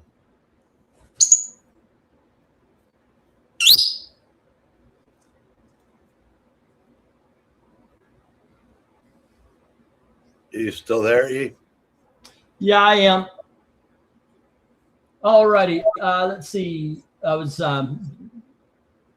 looking up something. Let's see. We got an I double dog there. Yeah, he kind of had that Homer Simpson thing going. Fragile. And then 3 on D and G from Tony Hayes. Alrighty. That is the Star Wars and the Invaders. Alrighty, kids. And once again, gang, if you are watching, you are able to bid, so please do. Okay, and this is, let's see, Except for that isn't what I said. I didn't hear you. What'd you say? No, Jackson's quoting lines from Christmas Story, and now that I've seen it, I know what they are. By the way, in Home Alone, the black and white gangster movie, is that a real movie or was that made for? No, that was made for the movie. It's supposed to be like it's called like Angels. It's not Angels' Dirty Faces because that's the real movie, but it's something around like Angels with Dirty Faces, but it's not that. Okay, because now that I've seen that, I know what the keep the change, you filthy animal. Keep the change, you filthy animal. My God, they have it. Good night, nurse. And Mill says 3 on E, taking the Batman 515. I am pretty sure that I was drunk the last time Indiana scored in this game. All right, we've got 3 down. We need 7 more gone. We've got the Gen 13 3D. We've got 3 issues of Adventures of DC Universe. A Governor of Kung Fu, X-Men Chronicles, which I do believe is exactly what it sounds like. Isn't it like a write-up of what happened in the they were among that the Chronicles series were among the first. Marvel did one for Avengers, X-Men, handful of other Daredevil, yeah. I would say like in 83 maybe they did those. Let's see.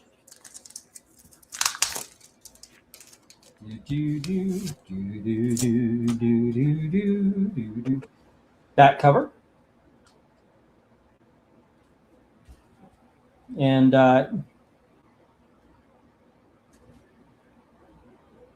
okay. Ups and Downs with Uncanny X-Men. It is a text book about the X-Men. Let's see. 1963, X-Men Roth and Atomics. X-Men, yet not X-Men, Jim Shooter interview, Ups and Downs. We've got Wholesale Comic Investments. If Ed Smiley bought a case of X-Men 94 when it was brand new, what then? New Kids on the Block, a discussion of the X-Men and the New Teen Titans book. Something called The True Fun Adventures and X-Men Checklist. It's an interview book. All righty. There you go. This is the first time I've opened this up. There we go. All right. Well, and it does have some sort of comic strip as well. I guess I was remembering those differently.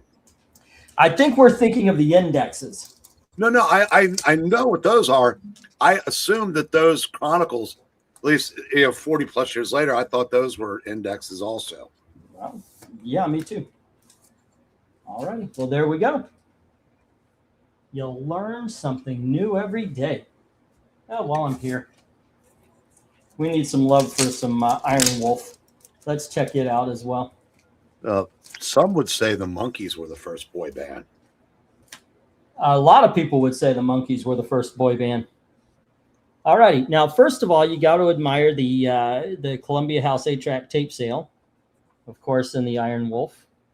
Here is artwork from the Weird World's Iron Wolf. Okay, tell the truth. How many times, like when you run across those Columbia House things, do you give them the once over to see how many of those you've either had or like? Abso-freaking-lutely. Like, what would I buy today? Yeah. Every damn time.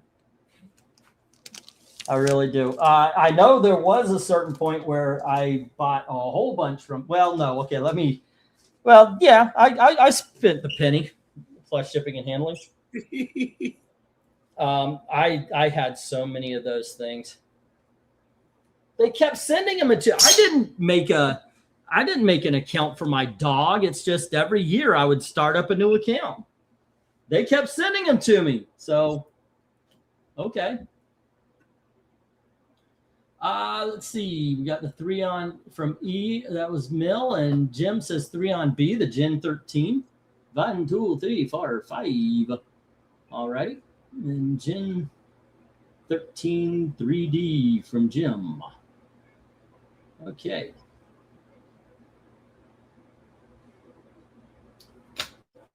The Jackson 5 were before NKOTB. Yep. England team would only buy sticks. Actually, you know what? That's not true. It wouldn't only be sticks. Fuck it. Let's do a live stream. The sales aren't all that great anyway. Funny, the Jackson 5 were never really thought of as a boy band because they had the Motown sound captured so well that they kind of got, there's more like the Next Generation Temptations or Isley Brothers or whatnot. In the Osmonds, I guess they weren't a boy band because, Merrill was already 40. By the way, I saw the Osmond Family Christmas special. That was pretty damn good. Oh, okay. So this is actually pretty cool on this. Look at this. This is the bit with the, I like that. It's the bit with the X-Men Teen Titans. Yeah.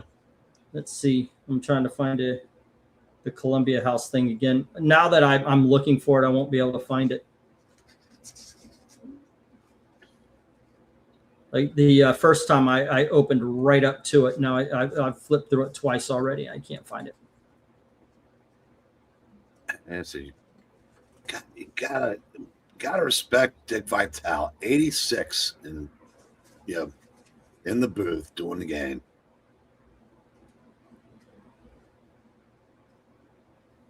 Now that goddamn advertisement doesn't exist. Damn, where'd it go? I was going to look through and see, okay, which ones would I get? But yeah, honestly, I flipped through this twice already. I can't find it. It was in this book, right? What's that? No, it was in the Iron Wolf. It was in the Iron Wolf. What, the tapes? Yeah. Yeah. I was looking in the wrong book. Now let's get the 1 minute warning. Oh, 3 on F, the Master of Kung Fu, says Tony. Alrighty. Master of Kung Fu. And that was issued number 78. Tony Hayes, got you down for that. All right, I'm going to put this back. I'm going to get the 1 minute warning. They give enough time for everybody to get the adventures of the DC Universe. All right, where's Venkman when you need him to bid? Okay. Oh, fuck's sake. Let's get the Excuse my French. There we are. Marie Osmond aged nicely. I mean, she's up there. I mean, all of them are. Everybody is. I think she's 67. And yes, Gail and I have had this conversation now after yesterday, and it was really just like that. We're sitting around. We literally just Gail made dinner. We were sitting down. We were going to watch. We were watching The Grinch, as a matter of fact, and Ashley comes in and just immediately, she doesn't prepare Gail at all. She just goes, "Uncle Gary died," and we went, wait, what? I mean, she just blurted out that my wife lost her brother. I don't think she realized even as she was saying it, the weight of what she was saying. And we had a conversation about the whole thing about, 'tis the season. We're getting to the age where you're not going to be saying hello to as many people as you're going to be saying goodbye to. Okay, let's see what it has. 6 LPs or 5 tapes. We have Led Zeppelin, Houses of the Holy, owned it. Uriah Keep, never cared for. Divine Miss M from Steely Dan, Can't Buy a Thrill. Nope. Around the World. Around the World with Three Dog Night, had that one. Diana Ross Sings the Blues. My mother had that one. Moody Blues, Seventh Sojourn. Nope. Neil Diamond, Hot August Night. Nope. Donny Osmond, Alone Together. No. Jerry Lee Lewis, The Session, had that. Fifth Dimension, Living Together. No way. Chris Christopherson. My dad loved him, so we had that one. Jesus Was a Capricorn. Stevie Wonder, Talking Book. Let's see. Edgar Bear. Who the fuck is Edward Bear? Watt Stacks. Dawn. Curtis Mayfield, Superfly. Let's see. Moody Blues. Days of Future Past. James Brown, Black Caesar soundtrack. Best of the James Gang. Elton John's Don't Shoot Me. I actually have that one on the computer. Don't Shoot Me, I'm the Piano Player. Al Green, Call Me. Marvin Gaye, Trouble Man soundtrack. We've got The Lost Horizon. This is what I'm looking at, guys. Roy Buchanan, Four Tops. Isaac Hayes, Live at the Sahara. Temptations, All Directions. No, I haven't had any of these. You can Shauna Na, Golden Age of Rock. I know them. Jackson 5. Yeah, I haven't had any of these, dude. There's a whole bunch of nothing to me on this one. Do you recognize any of those? Oh, yeah. I mean, of course, Moody Blues. Tony Hayes is bringing that up. Yeah. Barbara Messed Herself Up. Houses of the Holy and Seventh Sojourn were both A tier, says the Mill. Well, of course, being in high school in the 80s, Led Zeppelin, they always played the we're going to get the lead out at 5 o'clock. And I owned all of their albums, and I liked 3 of them, 4 of them maybe. I didn't think they were the cat's meow or the be all end all, but they're okay. They were. Who's that? Led Zeppelin. Oh. I liked Led Zeppelin 2, 3, and Zoquo. And after that, they just fell apart to me.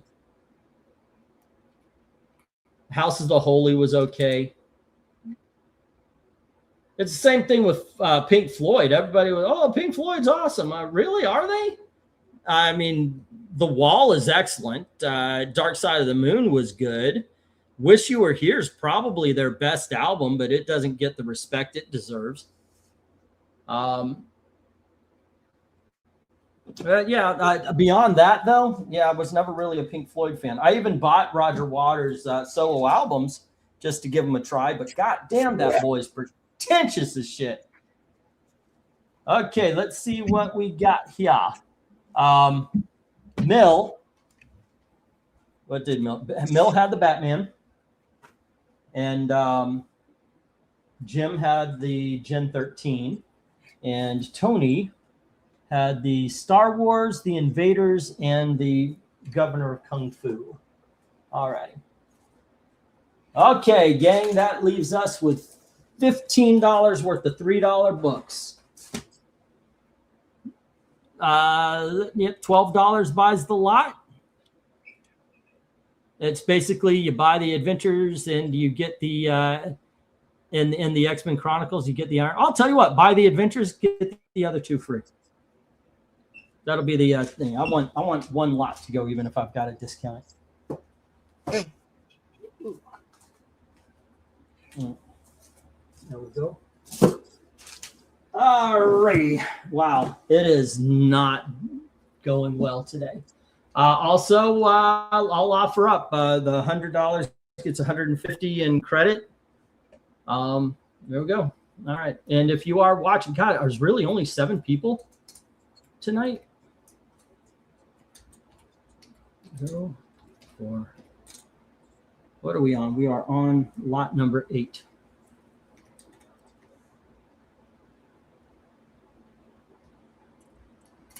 There we go.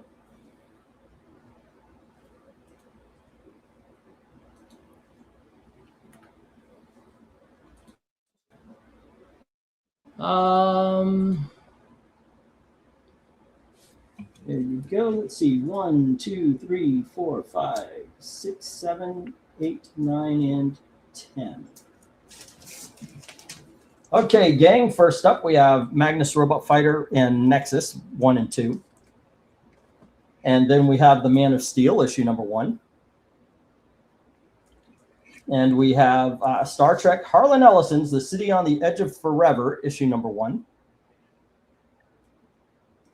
And we have Betty Page, issue number 1. And we have Fem Force, issue number 50. There you go. On the bottom row, we have Shazam, issue number 1 from the 1980s. And we have Captain Marvel, issue number 61. I'm going to put that there. Secret Origins Special number 1 with the Riddler, the Penguin, and Two-Face. The Riddler story is written by Neil Gaiman back before Neil Gaiman lost his shit. Legion of Superhero, index number 1. And we have Submariner and Hulk, Tales to Astonish, number 94. Holy shit. All right. There we go. Let's put that one there. It's got water damage right here. You can feel the it's wavy. So that's why it's in the $5 and not a big dog, by the way. Oh, this is All a right. $5 lot? Yeah. Yeah. Oh, did I not change it? I need to change it. By the thing said $3. Yeah, I've got to change it.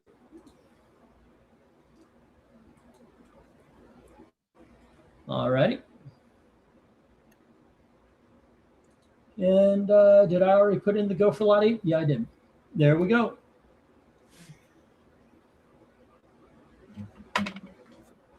Yes.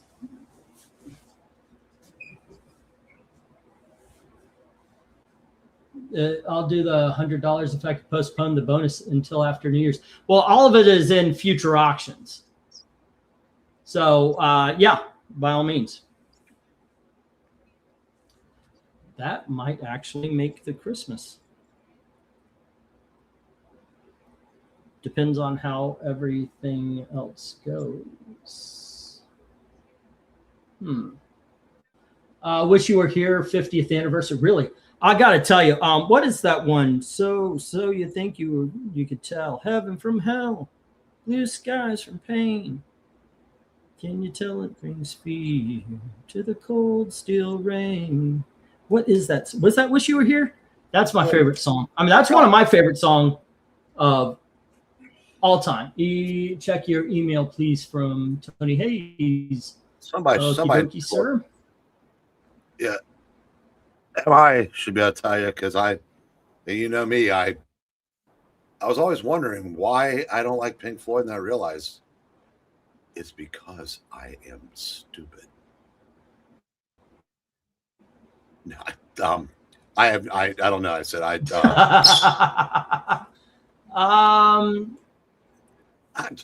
it's too damn cerebral for me.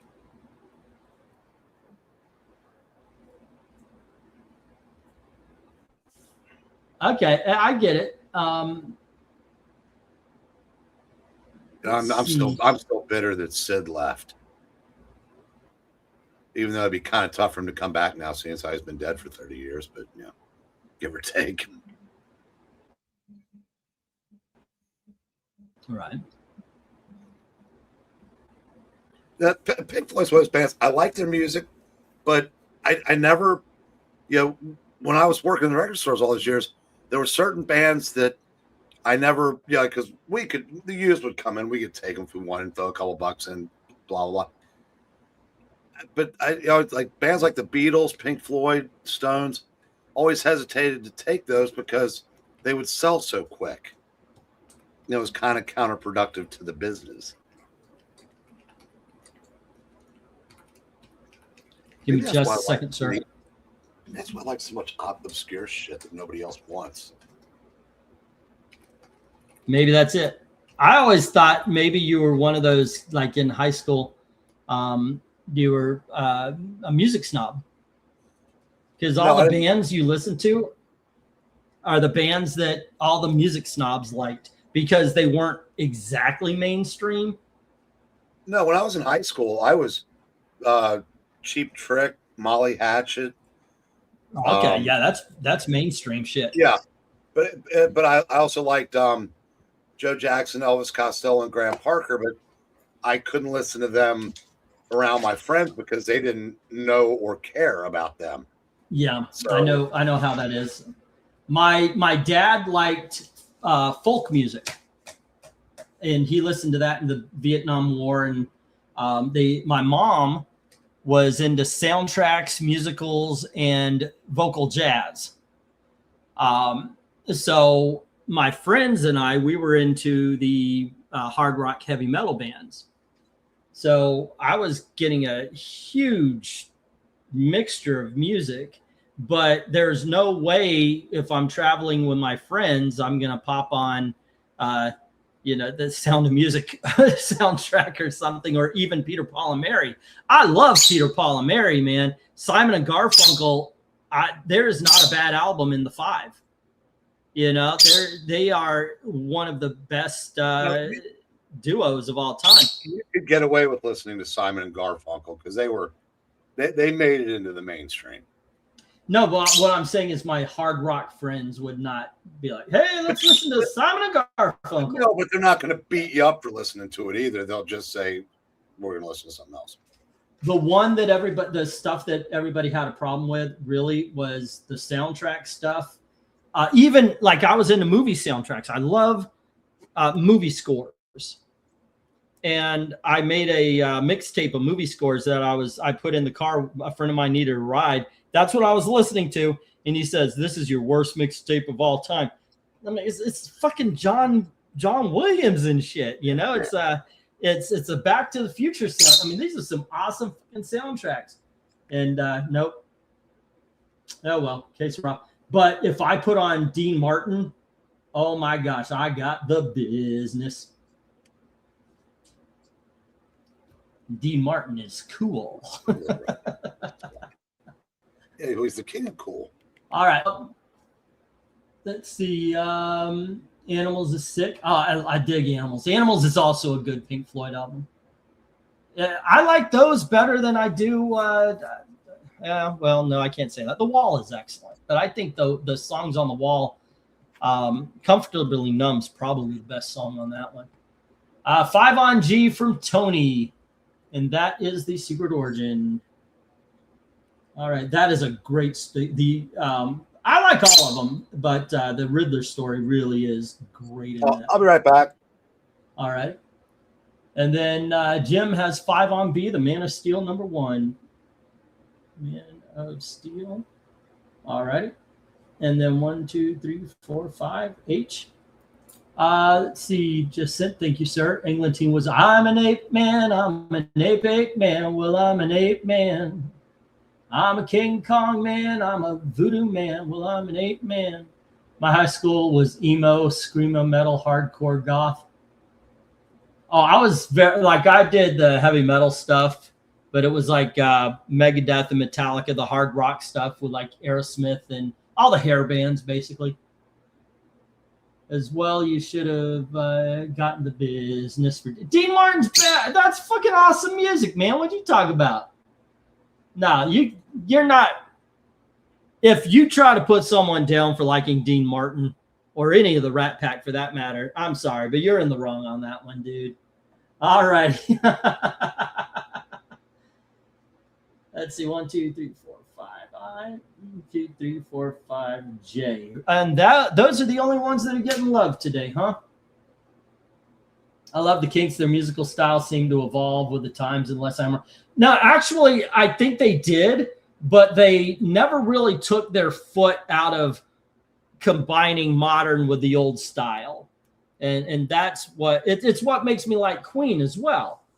You know, you can't really listen to a Queen album and go, they're this kind of band.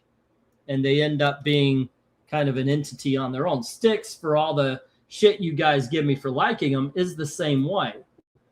I think right now they're just kind of a rock band. They kicked out the theatrical one. They kicked out Dennis DeYoung, and Dennis DeYoung was the one that said, you know what, let's do this shit, but let's do it bombastically. All right, I saw the Kinks way back when Come Dancing. That's in the 80s, yeah. All righty, so let's get these down. We've got Jim with the Man of Steel, and we've got Tony Hayes with the Secret Origins. Okay. Holy Toledo, that's a lot of books left on the shelf there, kids.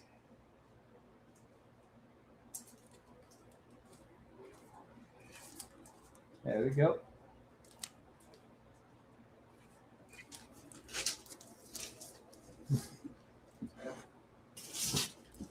Alrighty. True about Queen, says Eric. It is. They are a very eclectic band. 1, 2, 3, 4, 5, 6, 7, 8, 9, and 10. Let's see. I'm gonna do this right. This is bottom row. That's top row. This is bottom row. All right. Oh, definitely bottom row. And bottom row. All right. And I think bottom row. Okay. I'm an ape man. I'm an ape man. Well, I'm an ape man. Okay, I'm gonna do what Eric does and say, guys, please buy this book so I don't have to look at it again. All righty, kids. Here's Goofy Adventures, issue number 1, and we have Iron Man, issue number 151. Next up, we have Superman, Batman, Heroes for Hunger. They actually try to make all these kids go hungry because they're for it. The Lex Luthor unauthorized biography. And we have the Wu-Tang. Actually, it's the 9 Rings of Wu-Tang, 0, the Wizard Sindaway book. Next up, we have a one-shot here. This is The Phantom, The Treasures of Begalia. Alrighty, and next up we have G.I. Joe Special Missions, and this is issue number 1 and issue number 2. Next up we have G.I. Joe issue number 2, the price variant, the 75-cent price variant. And we have Action Comics issue number 435. And we have Silencer issue number 3, issue number 2, and issue number 1. And this is a pretty badass book. I actually didn't like it at first, but as it went, it was like, holy shit, this is pretty cool. Okay, bidding begins at $5 each as soon as I get the go. Whoop, okay, let me try that again. Go for lot 9. Let's see. My first concert was Aldo Nova, Great White, and Scorpions back in 1991. My first concert was actually Styx. Kilroy was here. It was the concert that killed the band. Oh, man, I haven't heard the name Aldo Nova in years. Yeah, I know, right? Yeah, Queen takes part of the and redid it, created what? Yeah, okay. Of the past, yeah. One of my favorite is...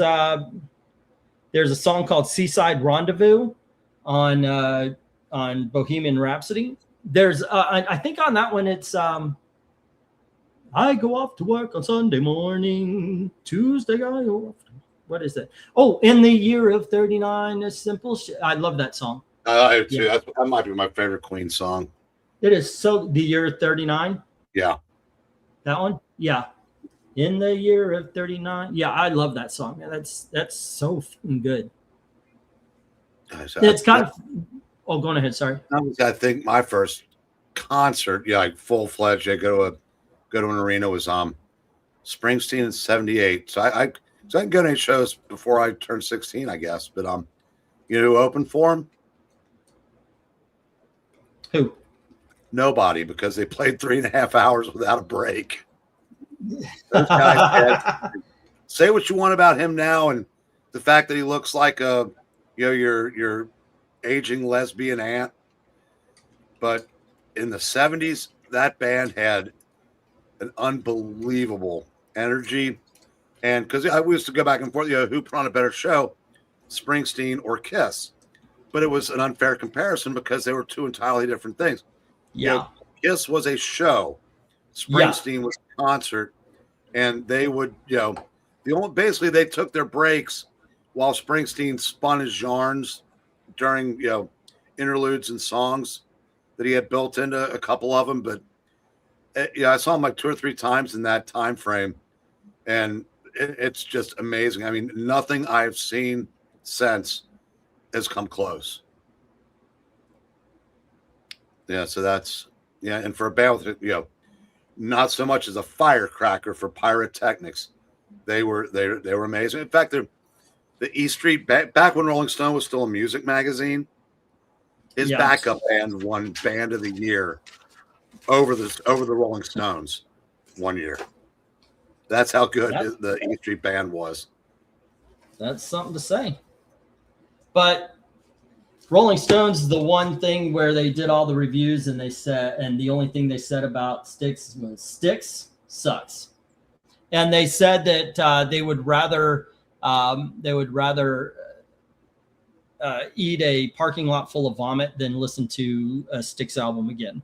So yeah, I don't really agree with Rolling Stones very, very much. Do you happen to remember who wrote the article? No, I really don't. Because actually, I heard that. Like the first one, I was watching Entertainment Tonight, and I heard that. I was like, well, fuck Rolling Stone, because they said the Styx sucks thing. But then it was Jay Wise said that in an interview. He says, my favorite negative review of any of our albums. And he mentioned that the guy said that. It was like, oh, shit, that's rough, man, about the vomit. You can say what you want. You know, like I said, I personally, I'm not a fan. Mm-hmm. I don't hate them. I mean, it's fun to, you know, go back and forth with you about them. But of course, you say that, I said, you know, I don't like Nickelback. But you know who likes Nickelback? Nickelback when they go get their checks. I know, right? Yeah, my daughters had their albums. I listened to some songs. They're fun. You know, it's fine. They're harmless. You know, I guess mostly harmless. Let's go with a Doug Adams quote. That's what I would say about Nickelback. They're mostly harmless. I'll put it this way. Yeah, I said I've been selling music for 35 years now. And a lot of those years was full time. So I got to hear everything.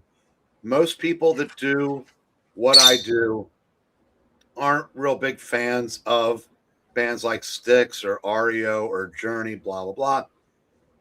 But if for the same reason, like I said, you know, you and I have read enough comics to know that, yeah, Youngblood sold a bazillion copies.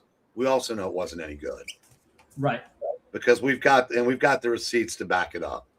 Doesn't make us right necessarily, but yes, like I said, you know, because you asked me if I were a music snob, and I think I dance rap, but yeah, I kind of am.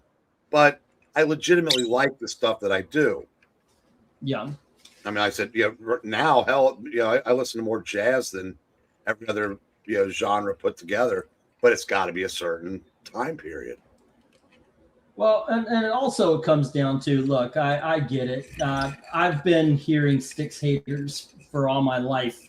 You not liking them ain't going to change the fact that I do. Right. You know, it just is that way. It should, but I know it's not going to. Ah, you're a dick. All right. Yes, I am. Ah, goodness. Don't change, sir. And at your age, you probably can't. Well, I'm lucky. Except for the defense. I'm lucky I can change myself. And fuck you. You heard that, Ben. All righty. You insult your friends the worst. Isn't that the way it goes? All right. I'm going to have to quote Nick Nolte from 48 Hours. Okay. We ain't brothers, we ain't partners, and we ain't friends. Gosh, that's a good movie. Of course, tis the season for trading places, but 48 hours. That's not too shabby. Watched them both within the last couple of weeks, and both of them held up better. Honestly, they held up better than Caddyshack and Ghostbusters for me. But then I realized I said I haven't seen Caddyshack. Eddie Murphy in the early 80s was just, there was nothing better in any walk of life. I mean, I said some of his performances were just ridiculous. As far as I know, he's still a member of Saturday Night Live's cast that was guest host while still a cast member. That's how good he was. Mills says $5 on H. All righty. And that is the G.I. Joe number 2 price variant. Okay. All righty. And Mill is up to 8 right now. I've only got 3 bidders so far. Jim, Tony Hayes, and Mill. Anybody listening, feel free to, or watching. There is no gatekeeping here. This is a budget auction, mainly for filling in spots in your collection or trying something new. I do have some big dogs. As a matter of fact, they're just about to come up. Jim, you're up to 38, and Tony Hayes is up to 30. Okay. Let me get these down. We'll get the next round up. I am actually the one I'm most surprised at are these two right here. G.I. Joe Special Mission being the 1980s issue 1 and 2. G.I. Joe to Mill, Action Comics number 455 to Jim. And Tony Hayes. Tony Hayes, what did Tony Hayes have some off this one? No, it was just the 2 of them. Really? Oh, come on, guys. I'm like, woo, okay, it's time to get some Christmas going. Oh my goodness gracious. All righty. You know what? Never have a goal. That was my problem. Never have a goal. And that's that's actually true. Anytime I'm like, okay, yeah, I've got a goal here. Hopefully we can make it. Anytime, that never works out. But like last week, the week before, it was just like, okay, whatever we do is good. Never have a goal. 1, 2, 3, 4, 5, 6. Oh shit. Oh man. 7. Okay, hold on. Let me try this one. 1, 2, 3, 4, 5, 6, 7, 8, 9, 10. No, I sat down with Gail. I wasn't done. I thought I was done putting the auction together, and I got the wrong stick. I've got the stickers to pull off and price tags to put on. So I try to have all that shit done already. 1, 2, 3, 4, 5, 6, 7, 8, 9, and 10. Okay, I'll go to the next big dog lot. Okay, kids, next up. Oh, wait, are these in order? 146, 142, and... Damn, I was pretty proud of that one. What? You the numbers? 3, 4, 5, 6. Oh, shit. So I said 7. Thank you.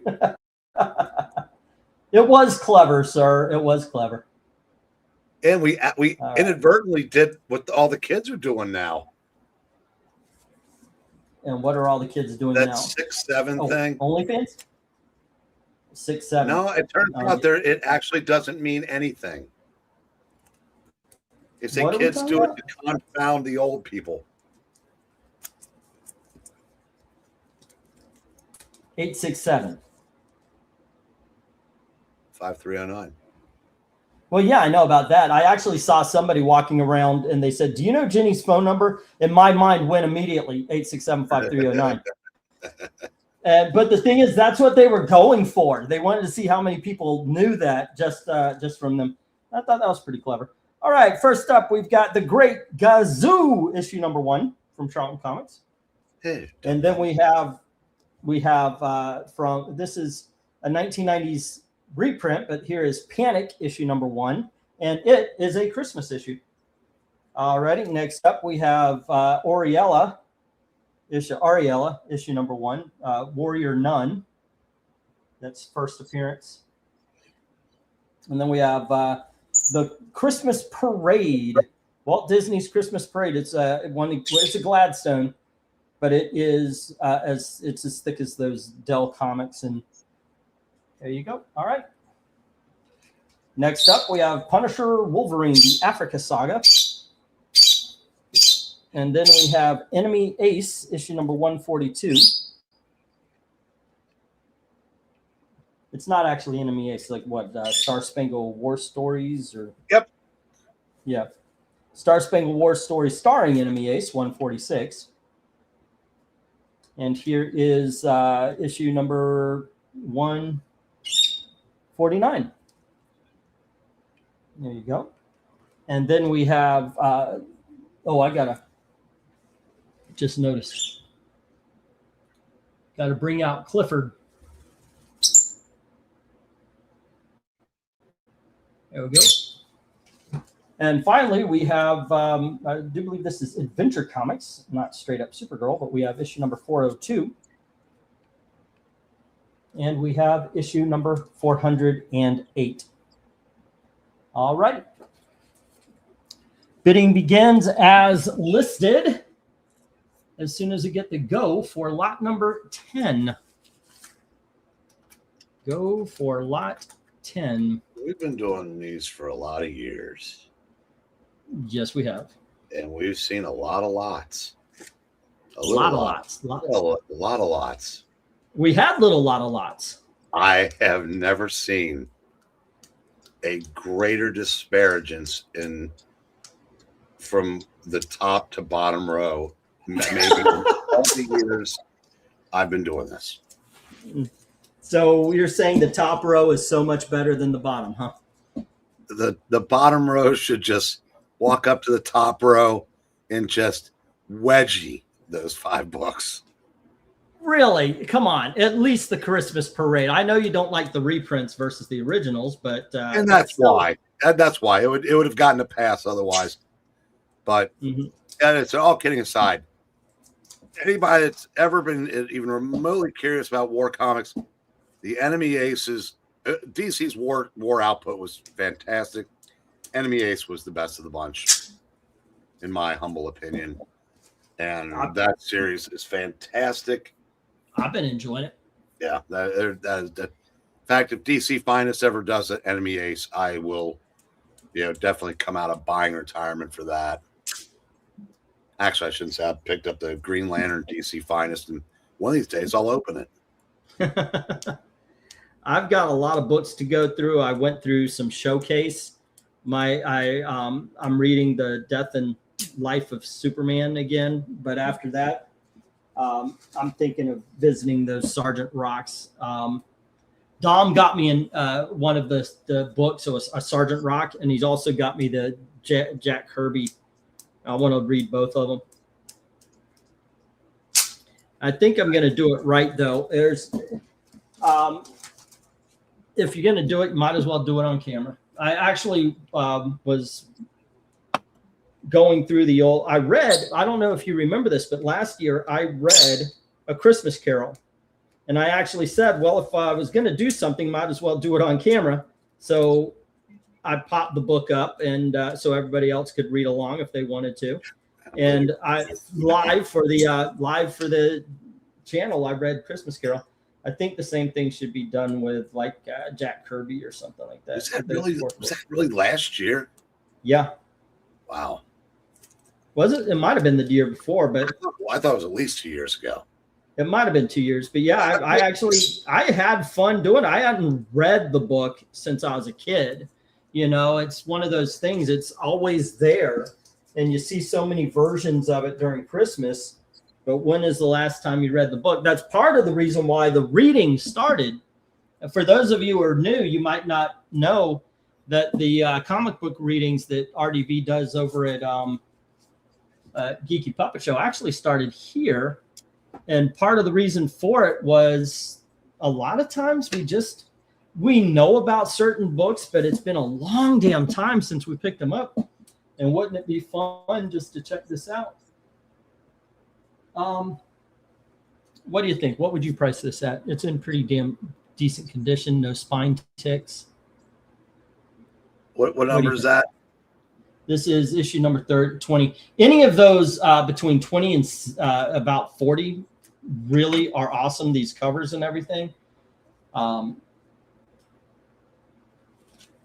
to 10 is where I would go. Give me a second.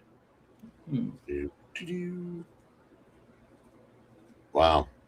It's weird. Now that I don't work there anymore, I have to go down. I have to like search down to get to Comic Book Realm.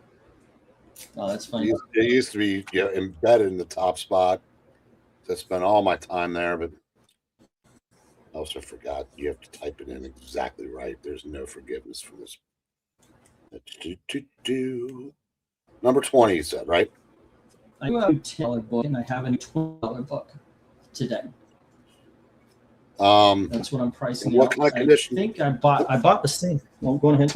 What would you? Oh, it's I would say it's mid. It's 6.5, maybe 7 tops. Well, let's put 6.5. You're talking $65. Really? If it's that, I mean, but the corners are sharp.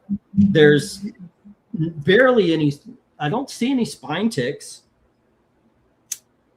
The thing is, this is a straight grading system, and what it doesn't take into account that a 6 foot, I'm in sports mode, a 6'5",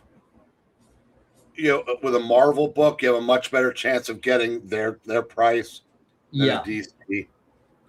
That's fair or unfair, but that's just the way it is. How about a 6.5 Thor annual number 4? What's that going for?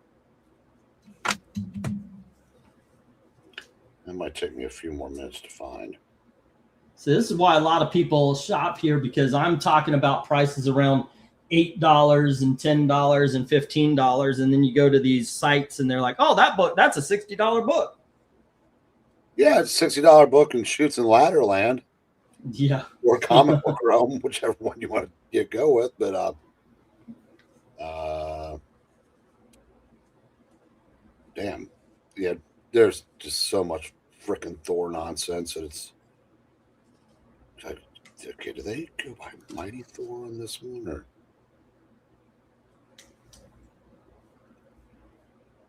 let's see. We have 8 on I from Jim and 10 on J getting the Supergirls. And Mill comes in with 8 on B, the Panic. All right, still a lot up there. Nobody's getting the enemy ace. That's crime.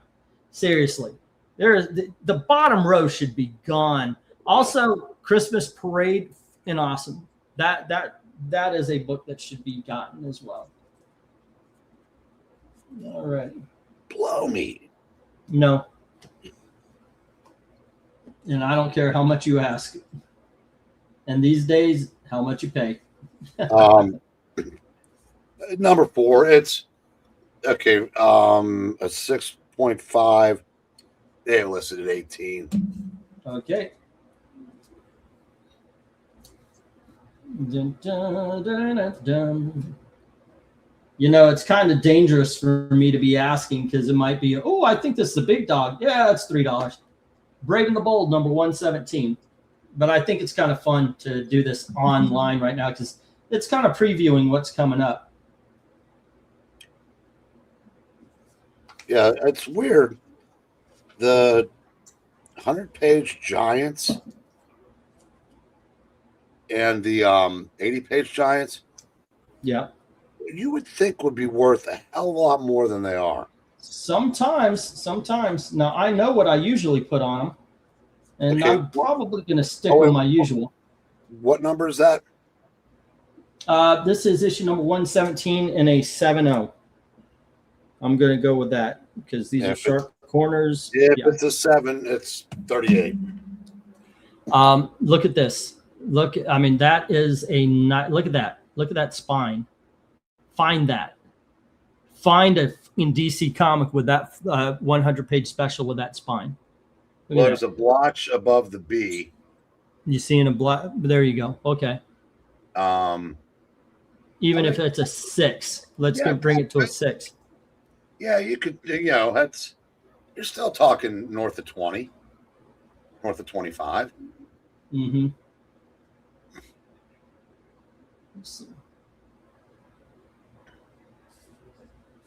Now, whether you get it from, the people that bid on your books, I don't know, but I think you just called everybody cheap. no, just Yeah. All righty. Let's see. Looking for a handful of MEA issues, but I already have these, says King K. Isn't that always the way? How's this auction doing? Is it good time to finish up? This is no, dude. This is the reject box, and that's the get box. I might have sold maybe 15, 20 comics today. It is I mean, you're right. If you want to use the credit, I'm not going to stop you.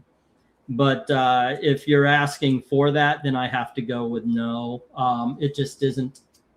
It isn't. Everybody's doing what they can. It's Christmas. They've got their Christmas to contend with. But yeah, that's just the way it is. it's so bad. He's thinking about firing me. Never. You're going down with a sinking ship. Aren't you, old buddy, old pal? Anytime I hear that, it's and oh my gosh, talk about one of these things are not like the others. Okay. Every time I hear old buddy, old pal, it's a Wonderful Life. That's what's in my head. All right, let me write these things down and we'll move on. No love for the enemy ace. No love for the first appearance of Warrior Nun. The enemy ace, I'm actually surprised at. Punisher, no, okay. Let us write these down. It is Jim. We'll go with Mel here since I've got one spot on this page left, and it is 8 on B. The Panic. Panic. Yeah, Number 1. I would imagine probably not upgrade material if they're $8. So they look bad here, but he's saying he's looking for an upgrade on a couple of them. He's asking if any of them are fine or above.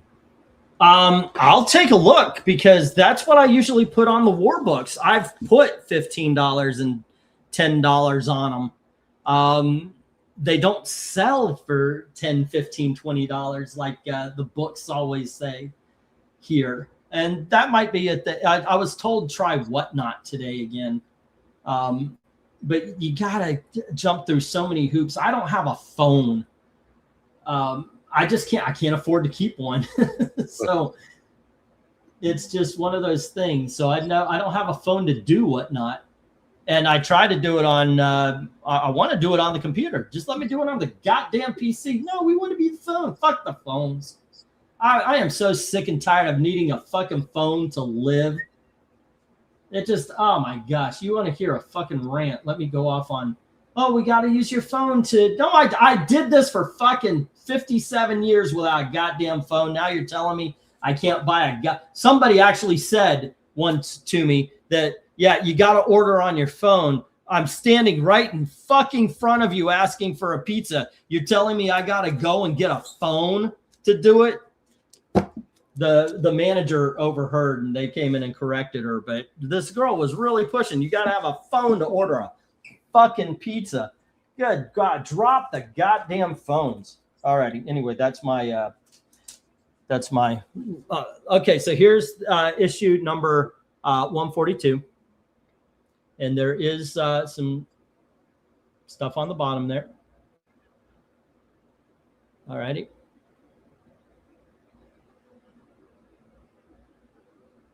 There we go.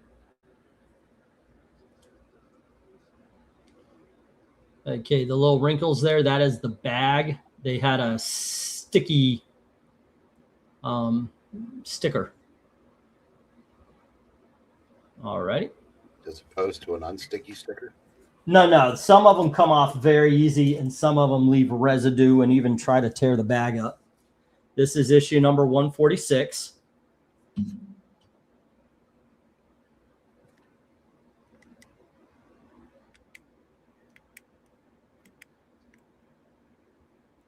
Need a new lighter? No, that's the clicker for my remote. Oh. It's halftime, so I had to find more sports. All righty. And here is issue number, what was it again? 149? Yeah. Okay.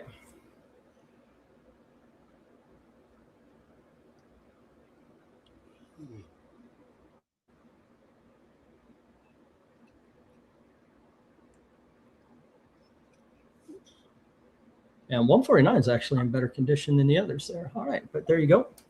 If that does make any difference for you. Okie dokes. Let me scroll down here.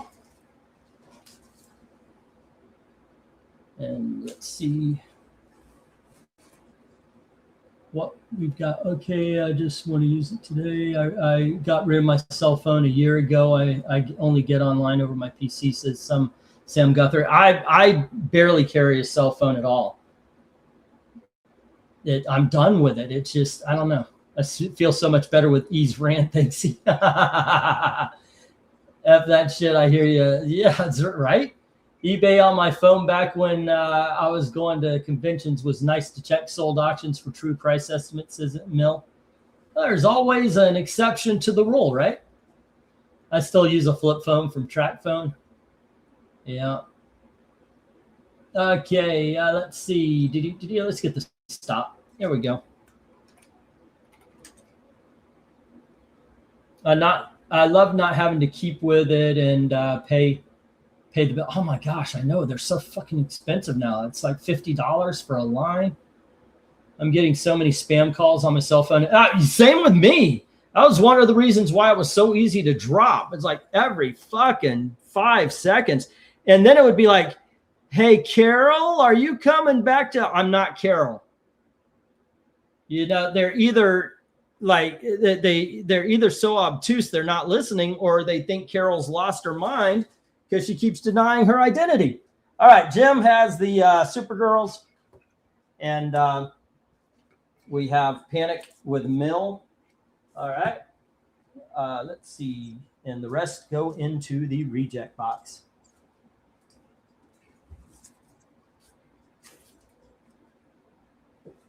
Okay.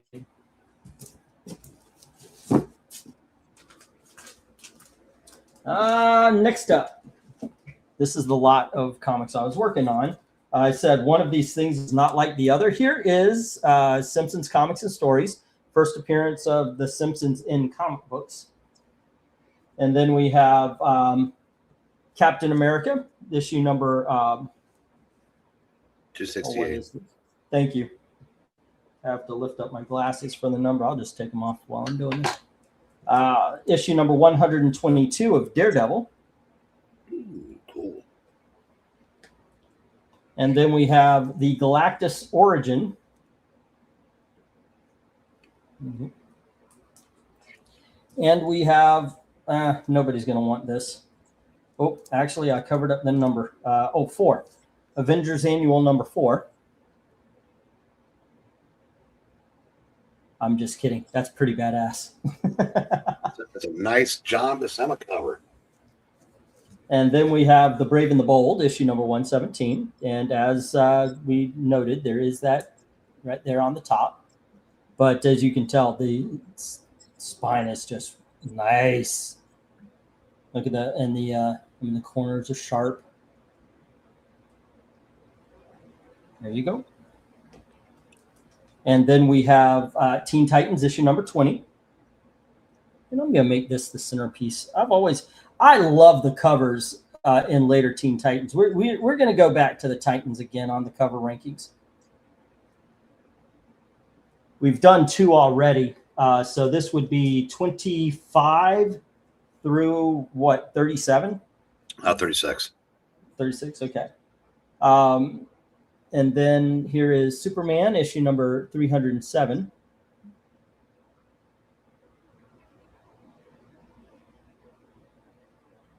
There you go. Oh, I thought I was going to, I forgot. Never mind. This should be the centerpiece, actually. There you go. Then we have the Spirit from Harvey, Giant Harvey Thriller Giant is what it says. This is Will Eisner with 8 smashing, fabulous, absolutely boss stories crammed into this particular issue, as we have the Spirit, issue number 2.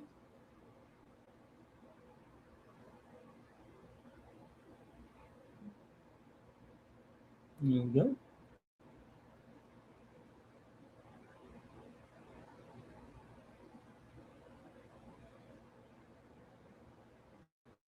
All right.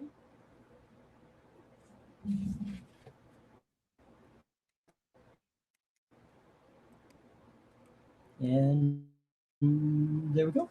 Oh, also the highest valued in. Oh, you know what? We'll move Superman down one more. I guess just by. There you go. Okay. The Teen Titans could be in there also, but here is Thor, annual number 4.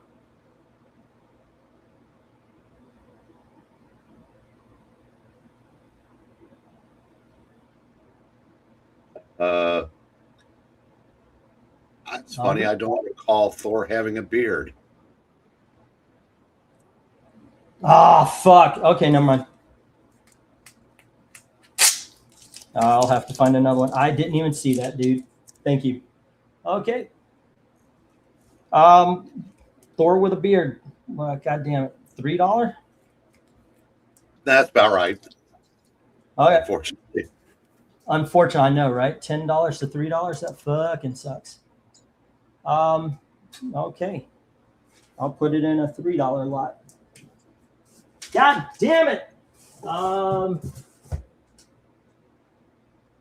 Then we will put Anthro. This is issue number 4. There we go. It's the sexy cover. All righty. So let's move Supergirl over here. And there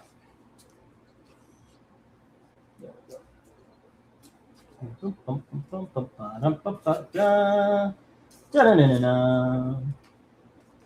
All righty. And I will find another big dog real quick, but let me get the go for lot number 11 here.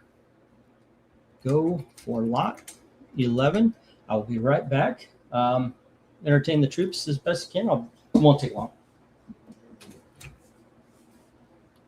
All right, troops, entertain yourselves.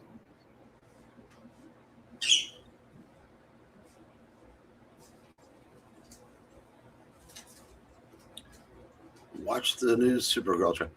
You know, I watched that, and my God, it's just got all the usual suspects either simping for it or trashing it. The only review I've seen that seems to be not taking sides is Snarky J, because it's a trailer. It was better than she thought it would be. It's probably better than I thought it was going to be. I saw somebody say, like the line, you know, Clark looks for the best in everybody. I see the truth, or whatever it was. And somebody said, "Ooh, edgy." No, it's a good line, actually. So I don't, yeah. I don't, yeah. I'm not sure it'll be a good movie because the source material is, you know, suspect. But and James Gunn is full of tropes. But you know, I said maybe I'm just getting too old to give a shit about, you know, having a full-fledged culture war over a 90-second trailer.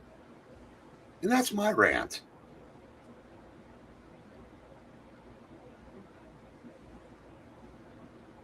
Look, people are bidding to shut me up. $10 on E. For those of you that care, that reprints Avengers 6. I know that. Maybe 6 and 7. I want to say. And 8 on F for the Superman. Arkidokies, artichokes. And I was entertaining the living daylights out of the chat. I am sure you were, sir. I actually talked. What? You never talk when nobody else is here. I went on my miniature Supergirl trailer rant. Oh, yeah. Okay. I wish I was here to hear that. I just said I'm getting too old to care for a knockdown, drag out culture war over a 90-second trailer. Yeah, I get it. That makes sense. That's what I watched. Do you know who Snarky J is? Yeah. She's the girl who always walks up to her. I'm like, why don't you just sit down? Fucking sit down. Well, I'll tell you why. Those walk-ups are so popular. She just made her own video. Commanded walk up, and well, I'll tell you what. Some of the dresses she walks up in, I'd like to see her wear more often. But that's beside the point. She had the best take of anybody I've seen so far. Okay, it might be good. Yeah, I mean that's like I said, the Supergirl was made to be a version of, like a female version of Superman for young girls to aspire to be. Yeah, in 1958. Yep. Somebody actually thought, wait a second, if she was back on the planet when it blew up, maybe she's got some trauma. Let's explore that. I don't see a problem, kids. But then again, one of my favorite stories is Jeff Johns' Superman Brainiac. And it explores the trauma that she must have felt watching not only her planet die, but then Argo City turned to shit. And then it makes sense. Rhaegar, I don't watch his videos anymore, but I guarantee you he is slurping it. What? The Supergirl trailer, because it's corporate. Who? Zach. Zach? As long as it's corporate, Zach is 100% on board. I haven't seen him say anything about it. But when he does, he'll be criticizing anybody that criticizes the trailer. Oh, I'm sure. To me, it looked okay. I can't. If they do it well, it's True Grit. I like the story, but it's True Grit. If they do it well, cool. If they don't, all right. But we just saw a teaser trailer. At the very least, wait for the full trailer, right? Well, but but seriously, wait until you see the goddamn movie. Oh, we definitely know what it is. I thought that the trailer for Thunderbolts was ridiculous. I think that's one of the, if not the best superhero movie this year. I would have to think about it because I really did like Superman and I really did like Fantastic Four. But the one that I thought that really did what I think superheroes movies should do was Thunderbolts. A lot of times, the superhero movies end with a big, loud battle. This one was more inward rather than external, and I enjoyed that. And I still say that the Sentry is the most comic accurate costume that any Marvel movie has done. But yeah, I don't feel superhero fatigue. It might be a real thing. I have no idea, but I don't know why. There's 100 horror films. There's 100 buddy cop movies. They make 4 superhero movies during the year, and all of a sudden we're supposed to be fatigued. It just, every time I hear somebody bring that up, like, well, if you just shut the fuck up about it. And I would love for, what's his name? The dude running the show. I would love for him to stop calling Marvel a franchise. It is not a franchise.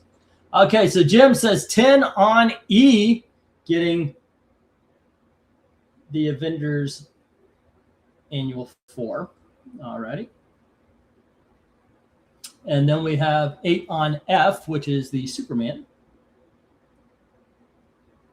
What number was that again? 3. 07. What? 301? 307. You went 309 before I picked up? I thought it was 309. That was close. And then Mill says 15 on G, the Brave and the Bold. Now, yeah, I don't have superhero fatigue. I think I have kind of reached the saturation point where if like the next Spider-Man movie comes out, I'm there. Yeah. But part of that is because Marvel was so good for those 10 years, and they're not that good anymore. That I just and for someone to spend his entire life reading comic books, I'm not half as invested in superhero movies as most of the people that we do this stuff with. Like me. Yeah, I never have been. I mean, I like them. I've watched them, but I said there's some of the big ones I still never gotten around to seeing. B is issue number 258. And C is Daredevil 122. There we go. Let's see. That's why I'm keeping my expectations low. I hope it's good. I would lower the expectations just because DC is a hit and miss. Warner Brothers has always been hit and miss. Warner Brothers have always fumbled the ball when it came to their superhero IPs. Why are you asking her to sit down? Wait, what? I'm going to go Supergirl in the theater regardless, but my expectations are getting lower every time they release more information about the movie. My one complaint, and I say it every time, Crypto isn't your dog, okay? You have a fucking cat. Bring in the fucking cat. Let's see, didn't like the FF movie. It was so slow until the end of the movie. I get that. Well, superhero fatigue, it's bad writing fatigue, and usually it is, yeah. When Supergirl had a cat. Go ahead. When Supergirl had a cat, that was back when she was put on a rocket just like Clark and didn't see her planet explode. She was a more innocent character, so they've changed all the other stuff. Like I said, I don't like the dog particularly. I don't need to see the dog kissing on the screen. I know, I'm not one of those people that go, oh, look at the doggo. It's an obnoxious character. It just happens. It really is. Yeah. So, yeah, I said I'll watch it. I'm sure I'll enjoy it. I doubt if it'll be anything world shattering. Yeah, it's like Superman was. It was a take on the character. I don't know that Superman. I know that there's some complaining that he did a lot of losing for being Superman, and he needed help to win his biggest battle. That's fine. It's more superheroes. But I liked Clark because John Byrne ruined me for Silver Age sniveling Clark. Luckily, we got the Chris Reeves version before that, but the Brandon Routh one, where he tried to replicate Christopher Reeve, not only despite his best effort, and I'm not saying he sucked by any stretch, but I don't want to see that version of Clark anymore.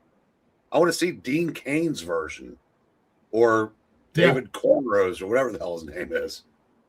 It was kind of I like a Clark Kent that doesn't hide from his shadow. And this movie gave us at least Clark was relatively hip. Yeah, so, it's got to be a character. If you're making a 30-year-old Superman, he had to have been born in 1995, which means he had to be influenced by the events of 2000 and the 2010s. So that's the world they came up in. Now, how is that Superman going to act?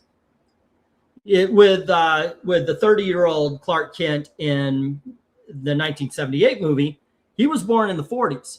So he was brought up a child of the 50s, a teenager of the 60s. Yeah. So he should have been affected by those years, and that's the way it should be. Dean Cain's 30 in 1995. That means, okay, he's 1965. That means he is a 70s kid and teen. Because he would have been 10 in 75, and then he hit his 20s in the 80s. Yeah. So that they have to inform their Clark Kents if not their Supermans, based on the fact that they had been living in those years. And that's the best way to write them. And Mill says 10 on A, which is The Simpsons. That's also the best explanation for that I've ever heard, and I can't believe that. It's good. I'm not to sound like I'm some genius. I can't believe I never thought of that. The sliding time scale. Yep. For how that makes perfect sense, and I think maybe Byrne understood that. I think that actually James Gunn kind of did as well. When they're talking about music and everything, they're not talking about fucking Frank Sinatra. They're not talking about 1980s music. They're not talking about the stuff that I grew up with or you grew up with. They're talking about 90s and 2000s, which would have been his music. Well, actually, it would have been 2010s. The song they ended up using, though, was older than the character. Okay, I have no idea, so I guess I'm wrong on that one. I am. But yeah, your point's well taken. Mm-hmm. All right, I got you down for it. 8 on A is the Simpsons book. All right, let me get the 1 minute warning. I really did turn this into a live stream where we are selling comics. We're talking a lot, and I'm not moving quickly on these. I think that's been a problem as far as moving through the books, getting through the books quicker for the last few weeks, but it hasn't been a problem in the fact that I've been enjoying the fuck out of these things so much more when we're talking shit. And, you guys had music when you were kids. Occasionally, somebody would throw an empty coconut shell up against a rock, and you're like, oh my gosh, that makes a different sound. I was listening in disbelief as some of my friends spoke of Predator Badlands like it was a great Predator film. Meanwhile, I'm like, this might be one of the worst films in the franchise. I agree with you that it is one of the worst films of the franchise. None of the movies in the Predator franchise are unwatchable. At the very least, turn your freaking brain off and watch an action film, and they are entertaining on the very basic of levels. Badlands was absolutely that. I think it was. There is no nutritional value to Predator Badlands. They did a cartoon earlier this year. I think was on Hulu. They did a cartoon that was so much better than this movie. But yeah, at least, loud things happen, big thing goes boom. You can watch that. Though, wait, hold on. I don't count it as its own Predator movie, but Alien vs. Predator's Requiem is unwatchable. That's that I would say. But no straight, even Predator, like I said, big thing, yell, go boom. You can at least turn your brain off and watch people shoot at things. And it's entertaining for the time that it runs, but then afterwards, you forget it. It's like I said, it's got no nutritional value. Oh, bloody hell. Badlands was basically a Sci-Fi Channel film with a better budget, but yes, I agree. It was, to quote a brilliant young lady, it was fine. It was fine. It was fine. I didn't like the look of the Predator in Badlands. It really tried to, they were trying to modernize the look. Yeah, it was, yeah. Badlands is okay. All right, let me get the stop here. We can move on. Wow. All right, here we go. I was watching Predator the other day when suddenly I realized it was just Whoopi on The View. Oh! Yeah, there's a lot of depth to Predator, even Predator 2. Predators was even fun.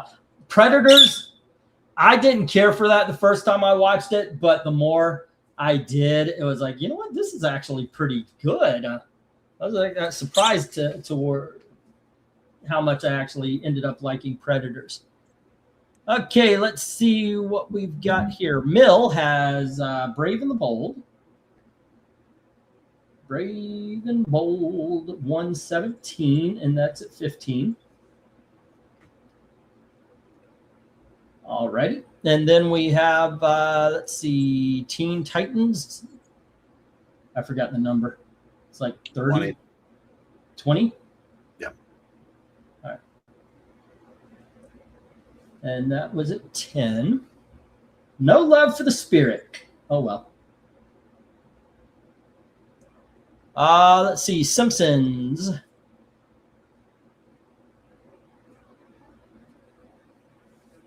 At 8. Alrighty. So right now, Mill is at 50. Okay.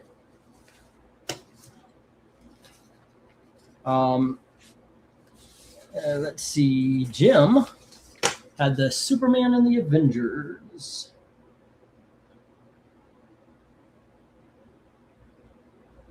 All right, and that was 10 for the Superman, or the Avengers, and Superman 7 was 8. And Jim is at 56. Okay. And then Tony Hayes. Tony Hayes did not have anything on this board. I like the Spirit movie. The Spirit movie was wild. The Spirit movie is a bad movie, but it is so damn entertaining. Let's see. We're on 12, 13, 20, 25. All right. And this is my 4th page. Okay. All righty. Let me get these down. We'll get the next round up. And one more time, Mill had the Simpsons. The Teen Titans and the Brave and the Bold. Jim had the Avengers and the Superman. All righty, Mill. How about these two for 15? Captain America and Daredevil for 15. All right, let me get these down as well.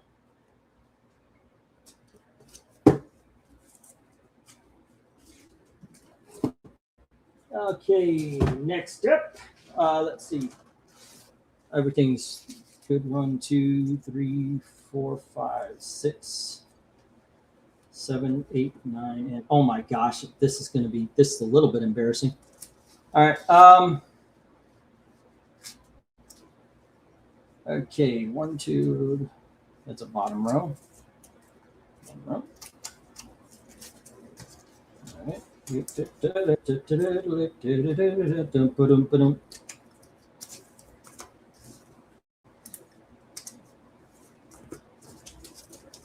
All righty, kids. First up, we have the Many Deaths of Batman trade paperback.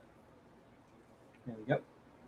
And we have Action Comics, issue number 593, the porn movie issue.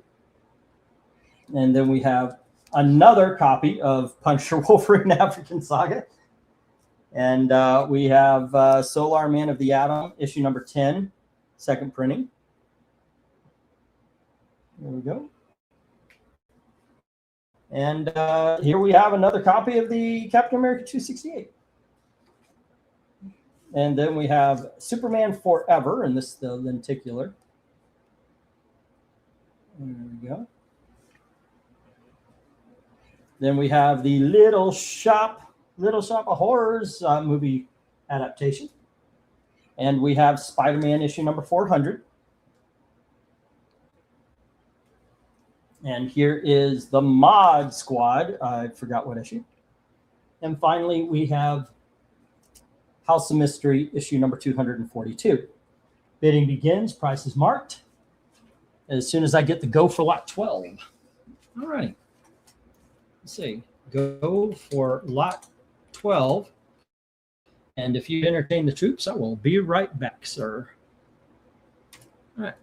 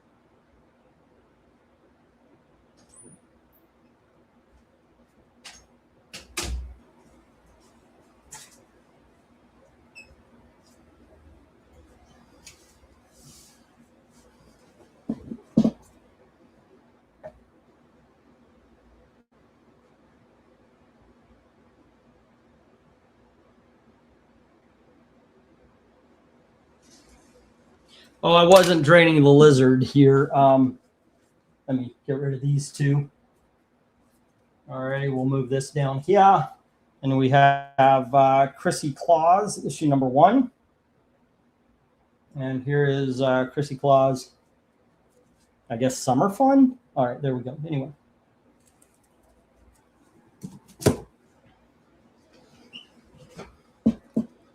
Okay, there we are. Check my email.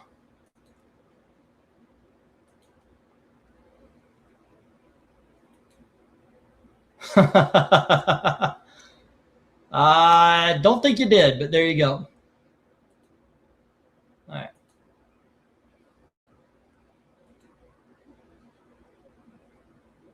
Bum, bum. Come on, baby. Let the good times roll. You there?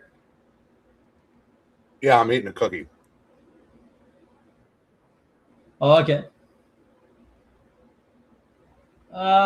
Drinking the lizard while you learn new turn of phrases every day.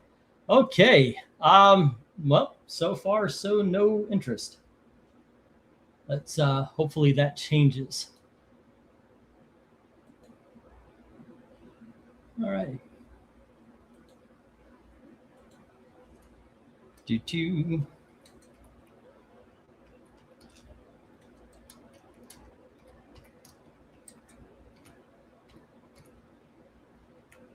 Alrighty. Sometimes I found out I'm all in for the next Spider-Man movie, Spider-Man and Punisher versus Mr. Fix-It. I'm there, says Jim. Yeah, that sounds good. I'm in. Oh, I was anyway. Look, I'm going to see the superhero movies. They just need to tell me when to show up. I think Kevin Feige's done with Marvel. And I think James Gunn should not be running DC. I thought, okay, yeah, he's got a quirky sense of humor. He's got a love for the smaller characters. So this could be fun. But as I pointed out, 2 of the 3 things that have been released since James Gunn took control have not been family friendly. And the preview for Supergirl starts off with a dog pissing on Superman. So I'm not. I got to tell you, I'm in the I'm not impressed column when it comes to James Gunn at this point. So, yeah, that's where I stand.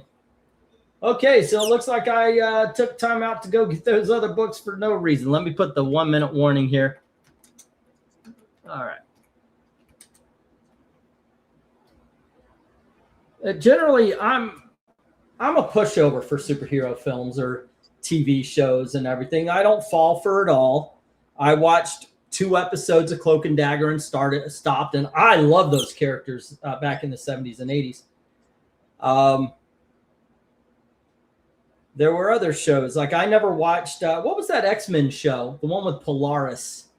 I never watched an episode. I didn't even know it was about the X-Men. Oh, crap. I never saw. What was it called? The guy, I'm trying to remember, the guy from True Blood was in it. And yeah, the girl from the gifted Rhaegar saying, yeah, that's it. Yeah. I only saw season 1 of The Runaways. I liked it well enough, but I never saw season 2. There's just some that have been out, and I'm like, yeah, I'll get around to it one day. X-Men 97, everybody's telling me how great it was, and I started watching it. Okay, it's fine. Never made it past episode 1. I don't know. I'm not as much of a pushover for them all as I used to be. Yeah, there was a Runaways TV show.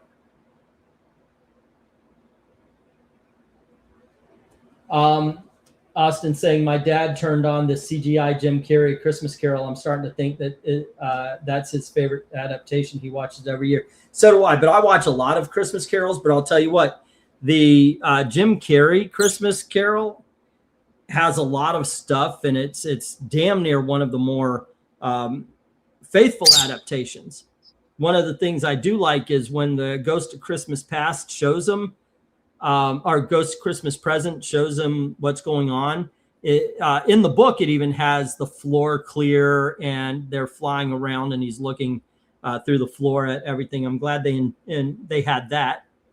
Nothing is as haunting as when Bob Cratchit is going up the stairs after Tiny Tim died, and he just stops right in front of Scrooge, and the look of not just grief but defeat on Bob Cratchit's face, played by Gary Oldman. It's amazing animation. So yeah, there's a lot of stuff I like about that. Oh, let me get the stop. Nobody wants these books here. Okay. Boom.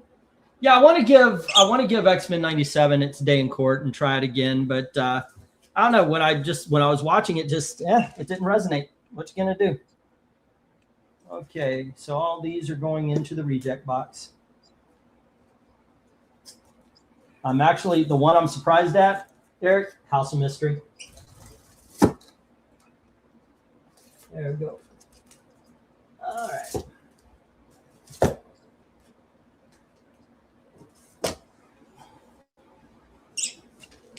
Okay, kids. Oh, let's get back to the $5 comics. Gimme. All right, ladies and gentlemen, we're going to the $5 books. And boom. Okay, so 1, 2, 3, 4, 5, 6, 7, 8, 9, and 10. All righty, gang. First up, we have The Shadow, issue number 5. And we have from Atlas Comics, Iron Jaw, issue number 1. And then we have Star Trek V, The Final Frontier adaptation. And we have a one-shot of Transmetropolitan, Filth of the City. And then we have Punisher Red Christmas or Red Xmas. Next up, we've got Korak, Son of Tarzan. I didn't write the number down. Sorry, it's a gold key. And we have Korak, Son of Tarzan again. Did I write it down? No, you didn't. I thought I did. Oh, yeah, this one is issue number 71. Okay, did I write it at the top here? No, on this one I didn't. Sorry, guys. Okay, we've got Mickey and Goofy. This one is in excellent condition, by the way. There we go. And we have Commandy, issue number 4. There we go. And we have Commandy, issue number 6. There we go. Bidding begins at $5 each. As soon as I get the go for lot number 15. I think we're on 15. Right? Something like that. 13. Oh my gosh. We are not going quickly on these, are we? Go for lot 13. We should be on 15 or 16 heading into the 11 hour. Have a good night, Erica Boyd. I can't watch X-Men 97. I don't want Disney Plus in my house. It's understandable. I know some people are like that with Disney these days. Just out of curiosity, and I'm not arguing. I'm not going to argue because there's no sense in it. Why do you not allow Disney Plus in your house? I'm just interested. Sorry, my favorite Christmas Carol, says Erica Boyd, was George C. Scott. I haven't seen that in forever. I thought the one I watched. Wait a second. Yes, I have. You know, I get that one in the Albert Finney one mixed up. Probably because it came out at a troubling time in my youth and meant a lot to me. That sometimes helps. Okay. And we get 5 on B and 5 on D from Mill. All righty. And B is Iron Jaw. Okay, where would you go? I haven't asked you that all night. Where would you go on this lot there, Eric?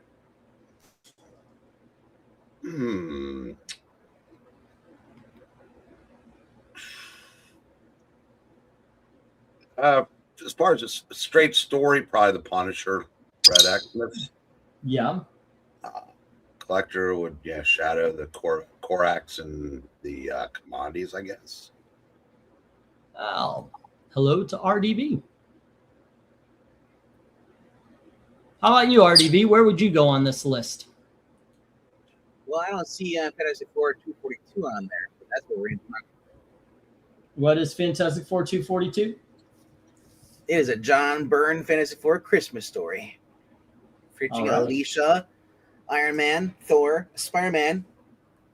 Pretty much most of the Marvel cast shows up in that book. The only thing Christmas about it is Sue gets pissed because Reed's tree, he presses a button and retracts. I know. I don't care. I like it. It looks good. It's awesome. The All other right, one, Tony Hayes says 5 on C, the Star Trek. So we actually have B, C, and D taken. A lot left here, including that Punisher Red Xmas that Eric just. well, the other option with Alicia would be 361. Well, so the 242, that's Byrne's Galactus trilogy. 230, Right, yeah. 242, 3, and 4. Yeah. And you know I like that one. That is one of my favorite Fantastic stories. It has a Christmas tree in it, and it has presents. People decorate a tree. It's Christmas. And it's Christmas all over again. So, Venkman, how many degrees under zero are you? Whoa. Now it says on my wall, one here it says -1. But for me, though, it was way colder earlier because the sensors on some of these things do not work. But down in Milwaukee by the airport, it says, well, actually, no, it by me too. It says if wind chill feels like -18. Nice. Let's get the 1 minute warning here. And right now it is Mill with Iron Jaw and Transmetropolitan and Tony Hayes with Star Trek 5. Personally, get that Shadow and the Punisher Red X. The top row should go. Commandy are fun. He came and he saw me, Commandy. Jim says combination and not trusting it being good for the grandkids, and they barely have anything from the wonderful world of Disney days. There's actually, if you look up Disney, they have a lot of the classics. I really do watch. I watch those. They actually also have 1 week's worth of Mickey Mouse Club from the Annette Funicello days. Unfortunately, they bury it. You got to look, but it is there. I've watched it, man. I watched The Adventures of Bullwhip Griffin recently, and it is such fun. Those movies are so much fun. Bullwhip Griffin? Yeah, The Adventures of Bullwhip Griffin. He's a English, no, he's an English butler played by Roddy McDowell, going across country to try to save he's played by the devil child that he was supposed to be taking care of. It is 9 degrees. No, did I say it wrong? The one that was in Planet of the Apes. Ryan McDowell. Roddy McDowell. Okay, so who is the one he's talking about? The one who killed Captain Kirk. The one in Clockwork Orange. Malcolm McDowell? Because Malcolm. Okay, yeah, there you go. Yeah, Roddy McDowell is the one that was in Fright Night. And yeah, Roddy was Fright Night in Planet of the Apes. Wasn't he also the devil on he's the one that Ellen? Yes. Yeah. By the way, Venkman. Yeah. You didn't hear me laughing, but that Barry Manilow Commandy, that was good. That's all I think of. Alrighty, so let me get these down. Let me get these down and get the next round up. Mill has B and D, which are the Iron Jaw and the Transmetropolitan. Tony Hayes has 5 on C, which is the Star Trek. Everything else hits the reject box. It's not as good as when Obama sang that original song, Andy. Well, I'm gonna have to use that on Shannon because Commandi is part of his avatar. I've never known. I think that's his favorite. It's Omak and Commandi. I think that's his favorite character. Camel, Commandi. It's just, Barry Manilow's better. oh, it comes and goes. What was I like your humor. it? Oh, good Lord. Now you're hitting. Now you're hitting. That was funny as hell. I like that one. It comes and goes. Just because I need the sales and I'll bring them up, I have 3 Adventures of the DCU there, RDB. They were in the $3. I don't know if I have to look see what I even have. Because somehow I got Alrighty, like kids. you had sent Still me in the extras. $5. Yeah. You had sent me extras of the. Okay, we have Pinocchio. We're on a delay still. Justice League. Here's Adventure Comics, $4.75, and we have Liberty. Oh, do I have the numbers on the outside here? Where's the number on this one? I have no idea what number that is. I got to check it out. We have Liberty Meadows source book.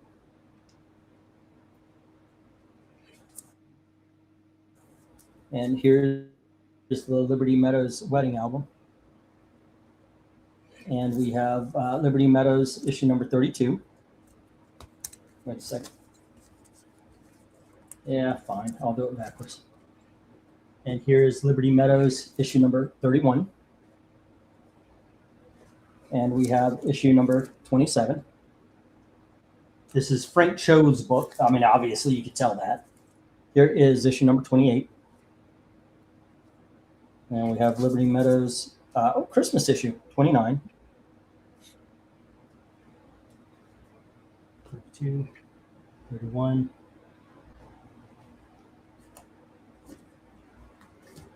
$29, $28. Okay, I guess they're doing a 007 first 27. liking. Nice. And this one is issue number, what the hell number is this? 21. Okay. Alrighty. 21. Bidding begins at $5 each as soon as I get to go for lot number 14. So they're making a new James Bond game. Cool. Yeah, no, Hopefully it's as good as those from the Xbox era. it's going to be on the Xbox and all the new systems. 007 First Light. Lenny Kravitz plays Bawama, or I guess he's a villain. Alrighty. See if there's any love for Frank Cho's books. I just found out today that George Lucas snuck in some Star Trek jokes in The Phantom Menace that goes back to when he met Shatner and he ended up asking him to put his name in a Star Wars character. By the time he was making Phantom Menace, he thought calling the villains Shatnerians was too obvious, so he called the Trade Federation guys Nemoidians for Leonard Nimoy. He even had the battle droids in Phantom Menace have color-coded paint based on what happened to them. Red-painted ones died. Okay. Majority of crimes are committed by white people, not people who are here legally. Mark Ruffalo. That is not a fact. You know what? Go ahead. I don't wish death on anybody, but if Mark Ruffalo were deleted by an illegal, I know off. how ironic that would be. Yep.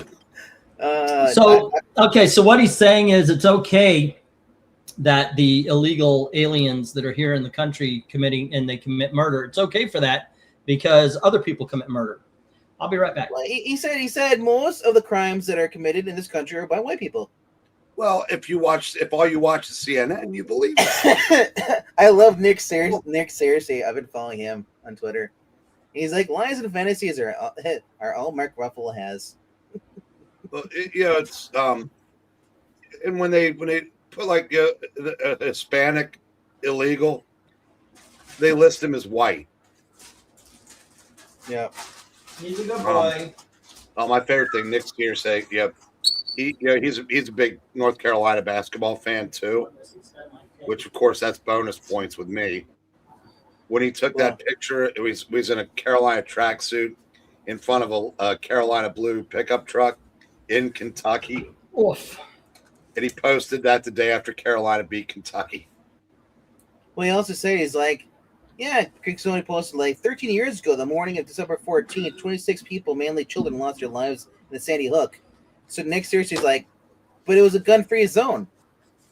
Why didn't that stop it? I love it. He doesn't care anymore. He just says what he wants to say. Yeah, he's not getting work anymore. So Who? Nick Searcy. Yeah. Hollywood's never going to cast him again. So Who's Nick Searcy? He was Raylan's boss on Justified. He was Art. Yeah. He was the U.S. Marshal, charge of marshals. And I always wonder what it was like in the commissary because you have Nick Searcy, who is a staunch conservative, Timothy Oliphant, or as we call him, Too Many Elephants, that just could not care less, and Walt Goggins, who was as far left as they get. Yeah. I bet that was an interesting, and they worked a lot together. I didn't know he was anti-WWE as well. He says, count on WWE to deliver what nobody wanted. John Cena losing to Gunther. Who said that? Nick Searcy. Oh.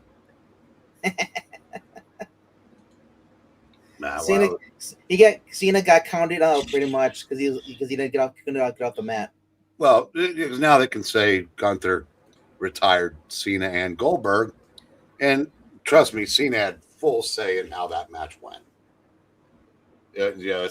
Old man Cena is very good at putting people over. So now Cena can go to AEW, make everybody cry. Let's hope not.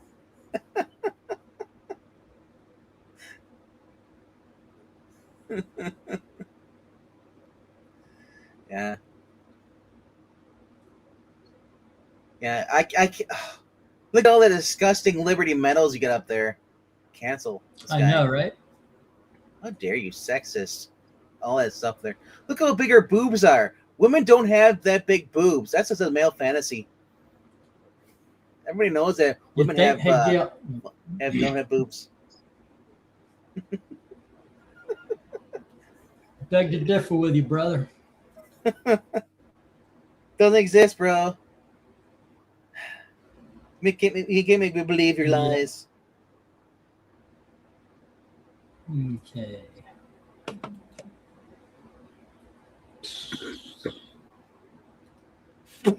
Alrighty, let's see what is going on. Kathy Griffin says she's waiting on President Trump to die. I'm just waiting for him to die, so he will die sooner than later. He's in terrible shape. He is disgusting to look at, like disgusting. And Nick seriously says, and she knows disgusting. She is. All right, let's just get the stop. Nobody's interested in the Liberty Meadows. Except Austin is interested in the wedding issue. So let's put that in there, and the rest go to the reject box, which is now full. Okay. Of course, people are calling Nick a fake patriot too. That's what I love about it too. They're like, he's like, really? Guys, like, fake patriotism and bootlicking is all ball-sucking segments like Nick has. And Nick's like, 7 followers can't be wrong. Yeah, Rhaegar, Walt Goggins is a big lefty. Oh, yeah, huge lefty. I did not know that. Okay. Well, he did play a trans guy on Sons of Anarchy. Yeah.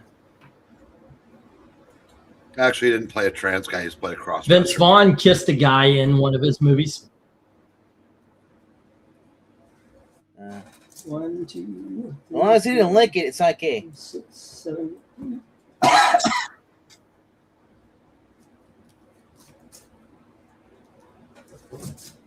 Let's see. 1, 2, 3, 4, 5, 6. Remember, 7, it's not gay. 8, 9, It's 10. three-way.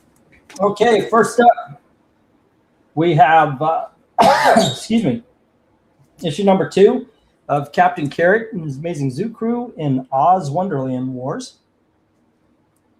Then we have, are these in numerical order? Am I going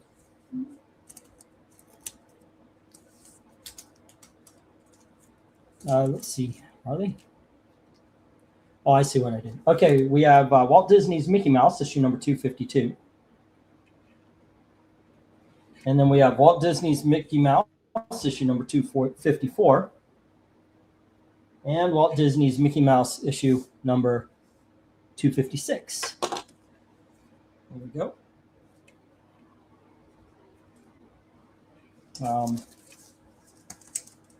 Did I miss one?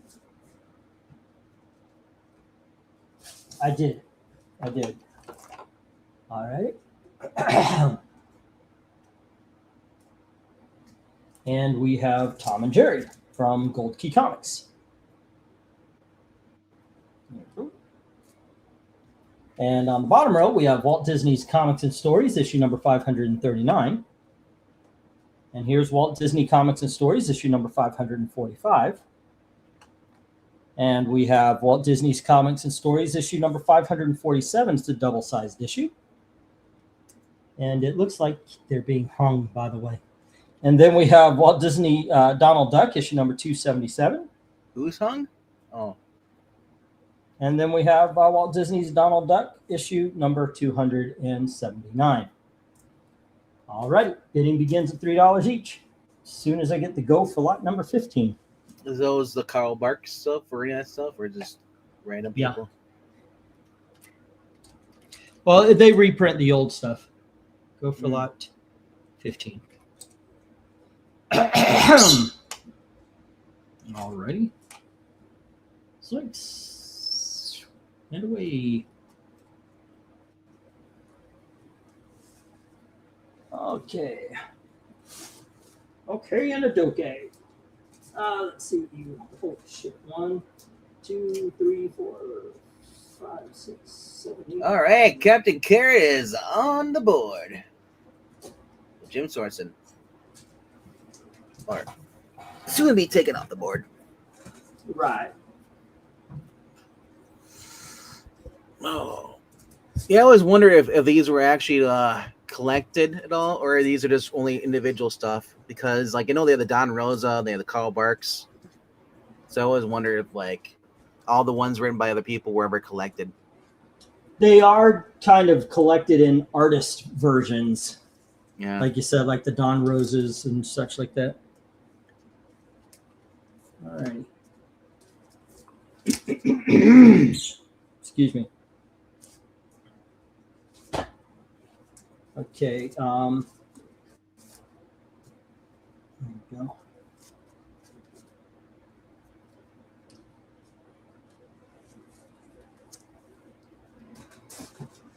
Okay, what do we got? We got 3 on A from Jim in Captain Carrot Oz. Okay, kids, help Jim out clearing this lot. We haven't had one lot that has been completely sold out. Oh, that sounds like Most lots, we have 1 or 2 books, actually all of them, 1 or 2 books sold, and the rest go in the reject box. It's so far, this is the reject box. It's almost getting full, and that's the bid box, and it is not even a quarter. I think it's a quarter full. So yeah, come on, help Jim out, guys. There we go. Yeah, give Jim money. Yeah, give Jim money, or at least bid. All righty. Let's see. Yeah, that's the way it is. Last week was a really good week. There we go. Oh, that's what it's called. Yeah. Sorry, I hear Disney or Archie. My eyes glaze over and onto something else. Hey, you know, Eric was talking about, he was like that with Funny Animal and cartoon comics for a long time. And then just started reading them, and hey, look, they're fun. For the longest time, I was like that with books like Captain Marvel, Omega Man, Alien Legion, any sci-fi book like that. Just meh, not my. No, I'm good. Jesus, the hell bit me. I'm having a reaction to something. Boom. Ba-do-ba-do-do-do-do-do. Okie dokies. Let's see. 31 is 34. Let's get the stop. It's been 3 minutes without a bid. There you go. And we are running late, so we can just move on if there's not a lot of interest. And Jim has the cat and carrot, everything else into the reject box. Okay. Megan, did you do a solo reading today? Yep. How long were you on? An hour and a half.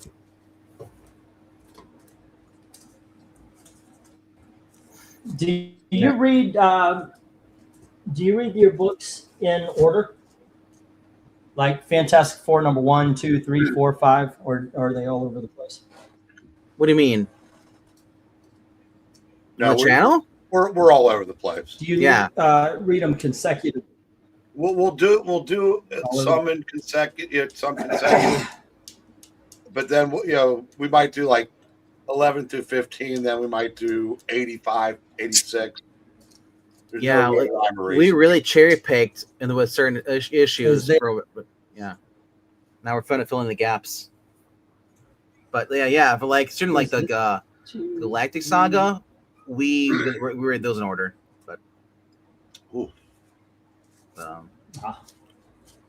okay, as I said, just that's the way it is. I mean, everybody's got their likes and dislikes. All right, next up, we've got Walt Disney's Mickey and Donald, issue number 12. And then we have, Alrighty. There we go. And then we have Brave and the Bold, issue number 164. And we have Thor, annual number 4 with Thor's new beard. Thank you for pointing that out. I honestly did not notice that. Archie, issue number 626 with Michael Strahan. And we have the Saga of the Swamp Thing, issue number 2. There we go. And we have Superman's pal Jimmy Olsen, issue number 100 and something. It's in it's a Silver Age in the $3 lot because of that tear right there. Yep. Long. And we have Action Comics number 451. And here is Action Comics issue number 513. And here is Action Comics issue number 309, or Superman issue number 399. And finally, we have DC Comics Presents annual number 4. All righty, bidding begins at $3 each. Let me get the go for lot 16. All righty, go for lot 16. Let's see if there was a flow chart of who buys what issues. He might have a better chance of selling his stuff. For example, Jim has good taste in comics and will buy most of the cool stuff. Jim, this board was the bottom row specifically was made for Jim. I know he's a Superman hound. Superman, Legion of Superheroes, and Bronze Age mostly. Eric and Boyd is kind of all over the place. Austin is as well because they will try stuff. Like they're the ones that'll go, okay, let me try one issue of this or one issue of that. I haven't really gotten a really good example of what Eric and Boyd likes because he buys a lot. But he is looking for the AC comics, the Fem Force, and so forth and so on. Jim just put a bid on FGH and I. You know the bald woman at the end? RDV is going for Jonah Hex books. He does like the DC animated comics. Yep. And there's something else. Let's see. Mainly porn. Anytime he has porn over here, I buy it. Say again? That's what it is. Anytime he has porn, I buy it. You didn't buy it the last time. Well, that was all crusty, bro. I literally had just sold some. Let's see. Jim says FGHI and C, the Thor annual number 4. Actually, you know what? I'm waiting for is the Catwoman books. I got a couple issues left, the Chuck Dixon ones. I need. Oh, I got to send your books. Yeah, I've got a handful of books for you. I think I sent Austin his books. Where was it? And- No, Darth Kato. Darth Kato. Darth Kato. Yeah. Yeah. Oops. Okay. I've been waiting for it to warm up over here. Oh my gosh, I did not want to drive. I got boxes locked in the back of my car in the trunk and such. Well, now they are locked. They're frozen. It was a blizzard. I was like, okay, get out. Okay, Monday. I'm sorry, Jim. Sorry to. I was reboxing up Tony's books. Got just as like, oh my gosh, there's a Dom mill. There's like I got just fucking afraid. I got afraid of driving in the blizzard. So because on my way to Gale, I was sliding at one point in time. I slid past a red light and I was like, oh, nobody go. Like, okay.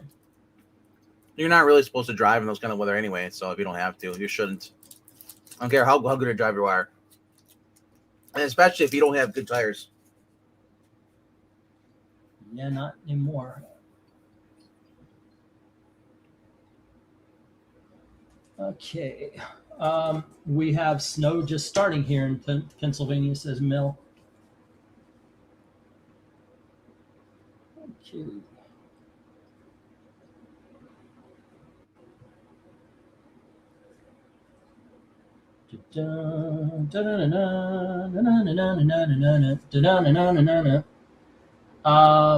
And then GH9 is action, and Superman.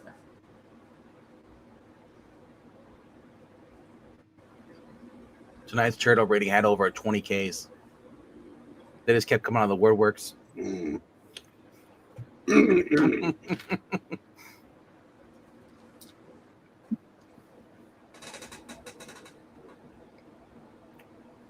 Pushback on C from Milsing. I'll go 5. Okay. King Size Special. Mighty Thor. I like this cover 10. It's a really cool cover without the beard. All right now, Mickey and Donald, Batman Brave and the Bold with Hawkman, the Archie Swamp Thing, and the DC Comics Presents with that awesome Lex Luthor cover. That is a really cool cover. What is the best cover on the board here, Eric? That one. The Thor? The Action Comics. I mean the DC Comics Presents. Yeah, that one's really good. How about you, RDV? Oh. I'd say the Action Comics in the middle. I'd say is it H? I like that one. Yeah, that's pretty good. Yeah, I think DC Comics Presents or the Thor, like I said, without the beard, I think. I just love that awesome how they used to draw Superman like that. With the darker, dirty suit, kind of like say, no. Compared to the way Dan Moore draws it now, it looks very cartoonish. That looks more I'd say less cartoonish. It looks more like it's cloth. Like a spandex. Jim, I would be desperate enough to actually have gone out that hour drive. Tell you the truth, Illinois, Indiana got hit hard with snow yesterday and today. Yeah, we were like I said, we were in a blizzard today, but yeah. Ooh. I'm kind of punch drunk on the post office. Are you guys heading to Illinois at all for the funeral? Yeah. Yeah, just hopefully it's a nice stay. It's not the drive through any weather. Well, it's warm here. They're saying it might get up to 52 by Thursday. Get out of here! I'm done. I'm out of here. 52. Yeah, we're 55. That's Ashley's birthday. And I'm hoping they don't do the funeral on her birthday. All right, let me get the stop, and we'll move on. Okay, let's see. Yeah. Thursday? Yeah. Let me see. I might get close to 40. If I'm lucky on Thursday. Okay, so Mill has the Thor. Man. Annual number 4, and that was Oh, is it cool? 3, and that is 53. All right. Will you stop going negative? Freaking thermometer. We are, like I said, we are. I'm trying for 300 today. Every time I swear, every time I turn my head to look at the thermometer, it drops a degree. Yeah. I noticed. Yeah, mine is now at 8 degrees. That's my height for tomorrow is supposed to be only 9. And Jim had Superman pal Jimmy Olsen 100 and something, Action Comics 451, Action Comics 513, and Superman 399. All righty, let me get these down and we'll get the next round up. There we go. All righty, half and half. I'll do Batman and Hawkman and Brave and the Bold. That sounds really cool. I like Hawkman. Okay. All right, let me make you up a page here.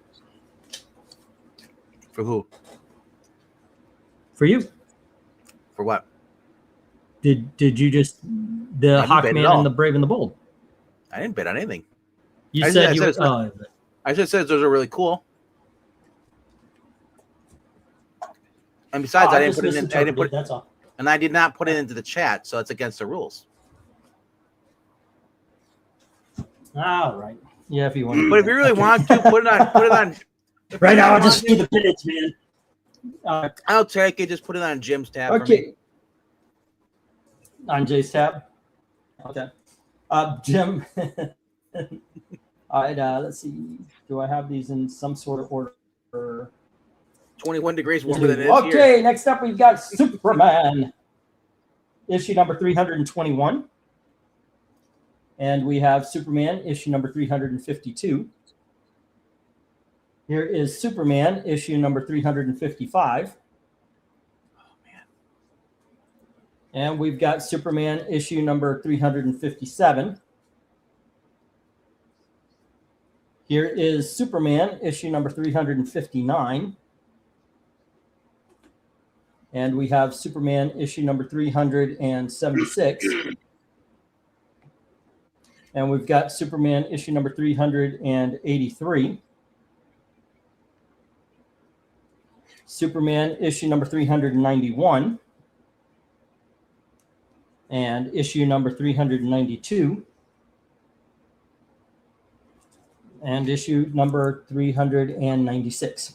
Bidding begins at $3 each. As soon as I get the go for lot number 17. I think we're on 17, right? Or are we on 16? 17. Wow, Alrighty. that's a lot of good Superman. Ha! I don't get it. Where do you see the Bucks losing in that? I don't understand why you're laughing. The Bucks didn't lose. It's all a strategy to build up. That was their plan, and soon I told you the Bucks stopped back there, and it hasn't moved since. Oh my gosh, that's actually how they actually did. Yeah. Okay, so Jim says 3 on A, C, E, G, and J. He doesn't know. Yeah, he really doesn't know why that. E, F, or I. Rich. It would be B, D, F, and I need love on this one, right? There. And H. And H. Okay. Well, he took A, C, E, G, and J. Okay. 2, 3, 4, 5. What happened to Lana Lang? Or who kidnapped Lana Lang? At this point, who cares? Alrighty. Once again, it was A, which is issue 321.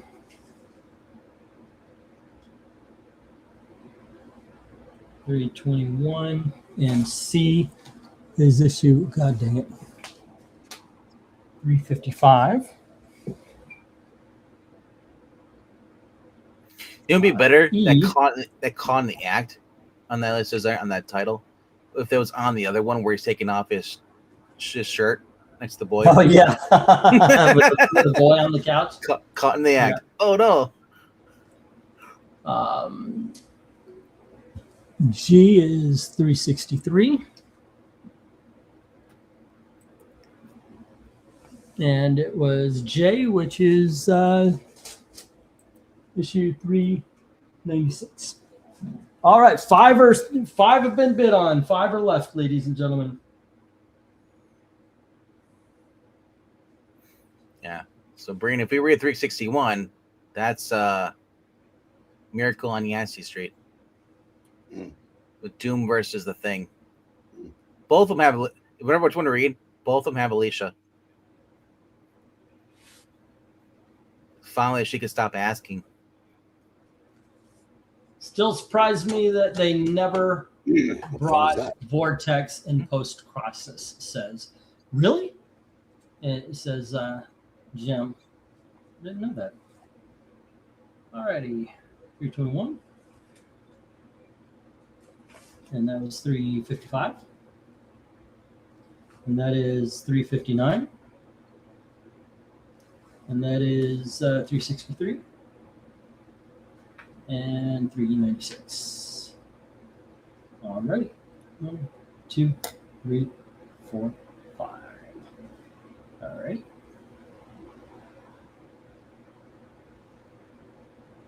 So 1, 8.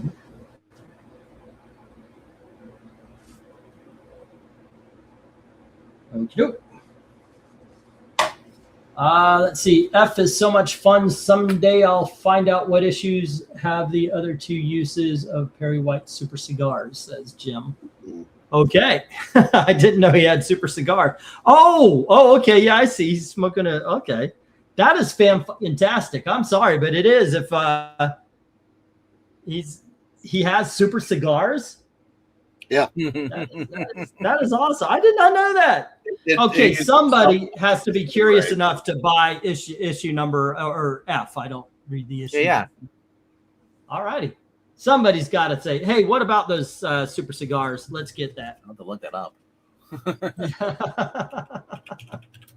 That is fun stuff. All right. Let's go 1 minute warning here. Right now, 5 of these have bids A, C, E, G, and J. B, D, which is the one with Destiny and one where he's flying after a flaming guy. Actually, F doesn't have a bid. H doesn't have a bid. All right. Get that 1 minute warning in there. And so Action Comics. Okay. Number 436 also has Super Cigars of Perry White, written by Elliot S. Megan, penciled by Kurt Swan, and inked by Vince Coletta. So. All right. Also, ladies and gentlemen, 100 buys you 150 in credit, and the 50 buys you 75 in credit. Everything is, in all honesty, I'm trying to make my wife feel good this time. I was, oh God, I don't say it, Eric. Okay. Because of what's been going on, I want to give her Want me to say it, Eric? She wants a living room. Shut up, Eric. RDV. I heard it as soon as I meant because, of course, and I just want to give her a big Christmas and such. So, you know, remember this song? You did it in a minute. Oh my gosh! Actually, we did that once. Never mind. Sometimes, wow. Have you considered? Sometimes we didn't need the minute. Have you considered maybe boarding up your mouth for the night? No, because I'll tell you what. That's the fun of having somebody who knows you. It's like I'm sorry, but it's awesome that you could be with somebody and you could have hour longs, or it's like.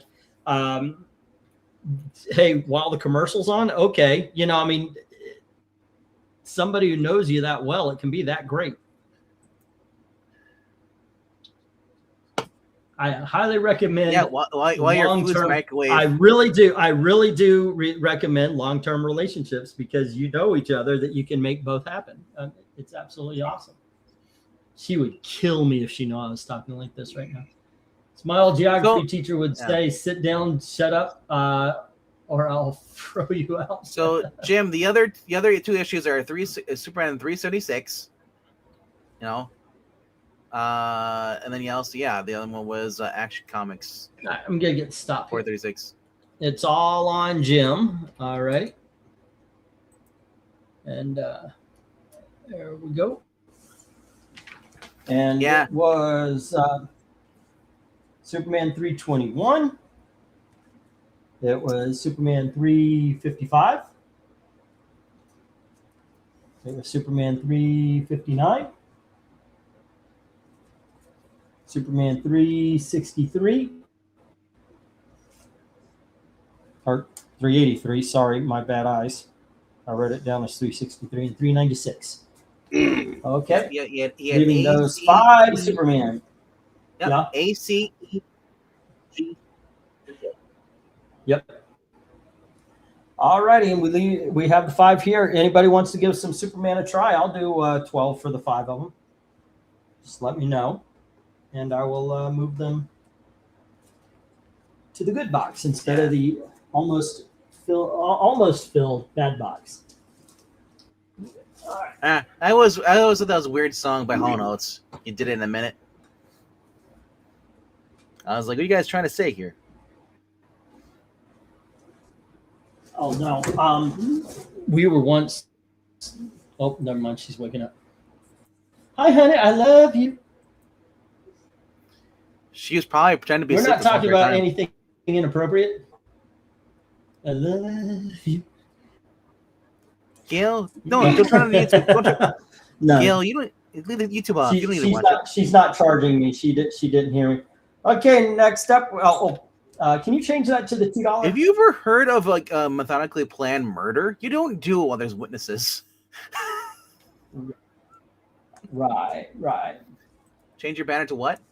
Okay. I will remember. To $2. Star Trek 33. And we have issue number 34. Oh, look, David. Oh, it's the resurrection of David Marcus. Here is issue number 35. By the way, this run is awesome. Here is issue number 36. Apparently, these are part 1 and part 2. Oh, here's 37, which is a part 3. All right, issue number 38. Oh, there's part 4. I feel like this is a and then we have issue number 41. And we have issue number 42. And we have issue number 43. And here is issue number 44. Okay, bidding begins at $2 each. Let me get the go for lot number 18. Go for lot 18. You know, Rhaegar, we should hang out sometime. You'd like it.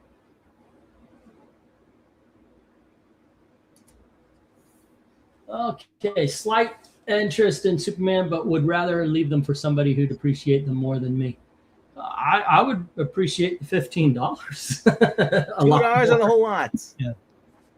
Okay, Tony says $2 on the lot. Well, $2 each on the lot. Yes, I get it.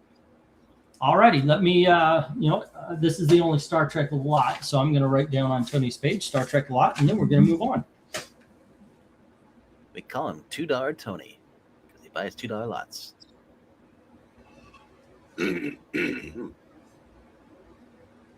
Okay.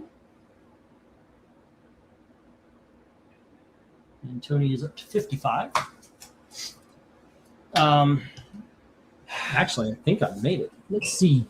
Okay, let's get the lot. Hey, finally! Oh, it's right at the end, but a whole lot went. That's awesome. That is awesome. Thank you, Tony. There we go. But that's the way it is. Last week we had quite a few lots sell out. So it's the nature of the beast, you know. Sometimes you win, Sometimes you don't. 1, 2, 3, 4, 5, 6, 7, 8, 9, and 10. And I did ask, I would love one where it doesn't end up being half and half. I got it. Okay, kids, next up, Conan the Barbarian, number 164. And we have issue number 165. Here is Conan the Barbarian, issue number 166. And we have issue number 167. Next, we have issue number 177. And we have Conan the Barbarian, number 178. And we have issue number 187. All right. She's back to sleep. Right, Gail? Yep. Then we have issue number 189. And we have issue number 190. Is it a red laser dot? And here is issue number 191. Bidding begins at $2 each as soon as I get the go for lot number 19. I feel like Gail would be like, I'm not going to use the clean method. I'm going to use a giant hammer, like freaking like Harley Quinn.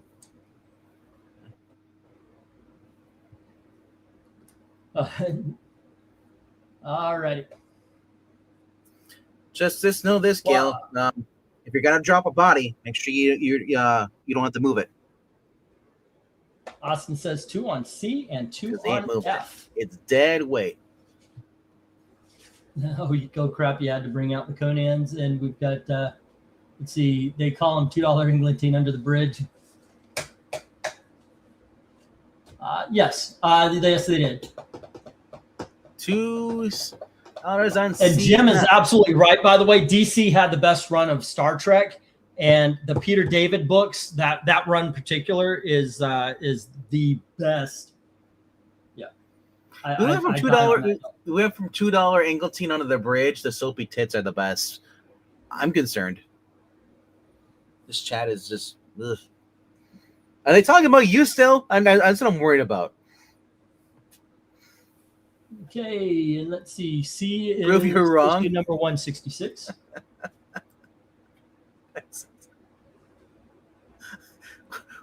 What you pay for under the bridge with Ingletine does not even need to be mentioned, okay, Tony? Let's leave it there.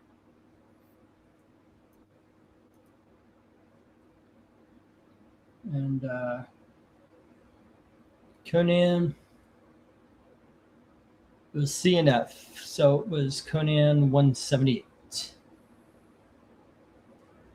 Excuse me. All righty, Austin, $2. Yeah, that bridge is like Vegas. We don't talk about Vegas. All righty then. Once again, I will point out, just doing this for Christmas and trying to get a living room for Gail, which really just consists of a futon and a TV, so she could be down there while we're doing the show up here. That's what she has been wanting. And of course, bills, gas, all sorts of stuff like that. I'm not talking about E's soapy tits, that is for sure. You know, it took him a while to respond. I'm concerned. Oh, I wasn't looking. I wasn't looking either. I ain't going to see that stuff. I'm kind of in humble mode right now. My head is down. There you go. Let's see, 1201. It's 1203. Okay, well, I thought the Conans would do a little better, but let's get the 1 minute warning here. Hey, I ain't judging you out loud, Tony. Do what you want to do.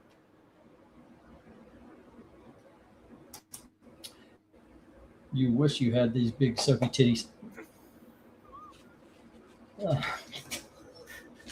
What the f do we talk about here? I don't know, but Breen's muted because Breen, I think, left. Breen left? Oh, he's at least in. He's muted though. I think he had to leave when we started talking about soapy tits. Oh, I guess so. Everybody had to leave. I want to leave. Alrighty, so let's see. Austin has Conan. It's a fat bastard. That's what I think right away. Look at this titties. Oh, I'm dead sexy. You did her, but I'm good now. He has what? Oh, come on, Tony. Oh. I want those baby back ribs. Chili's baby back ribs. Tony has wants the rest of the Conans. He also says he has 1.5-inch areolas. No, actually. The joke with my wife is they're almost non-existent. So there you go. But if you want to continue to talk about my nipples, yeah. Yeah, it's $7. What are you talking about? I will say this that you guys never wanted to know. I have 3 of them. Okay. 3 boobs? No, nipples. Oh. Chandler had 3 nipples, didn't he? What? Wasn't the joke in Friends that Chandler had 3 nipples? I don't remember that. That's why you didn't watch Friends. So you don't want. No, I did. I watched it all the way through. You know what? Oh. When I watch Friends, like if I watch it back to back, I mean, yeah, there's some jokes in there, but that show pisses me the fuck off. I mean, I'm like, are you who likes Rachel? Seriously. I can't say. I mean, god damn, what a bitch. I mean, over the course of the series, Ross goes out with more than a couple of better for him women than Rachel. And Rachel keeps breaking him up. And yeah, I don't want you, Ross, but I definitely don't want you with that awesome woman who actually happens to be a paleontologist. You know, it's just good God, what a I watched I was watching season 3 of Miami Vice last night. I got episode 3, and I'm like, oh my gosh! So they finally did it. They took a story from the second season, the end of the first season, changed the one of the characters' jobs, but it's the same freaking blackmail job. And I was like, they just recycle the story.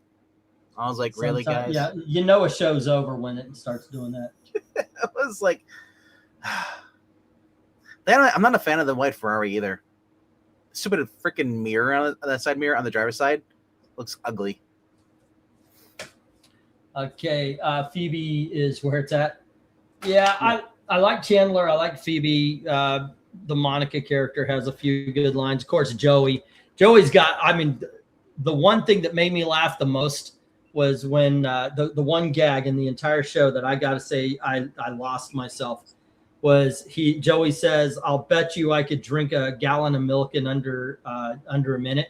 She goes, "No way!" And he starts drinking it, just kind of pours all down him. And at the end, she goes, "Oh my God, you did it!" It's just that for some reason when I saw it, that just there was one of the bloopers or one of the I'll take reels. Is at the end of the episode, Ross and and his son were gonna go carry something up the stairs, and Rachel's standing there. They didn't tell her whatsoever, and they threw a mannequin down, dummy down, and like, oh my God!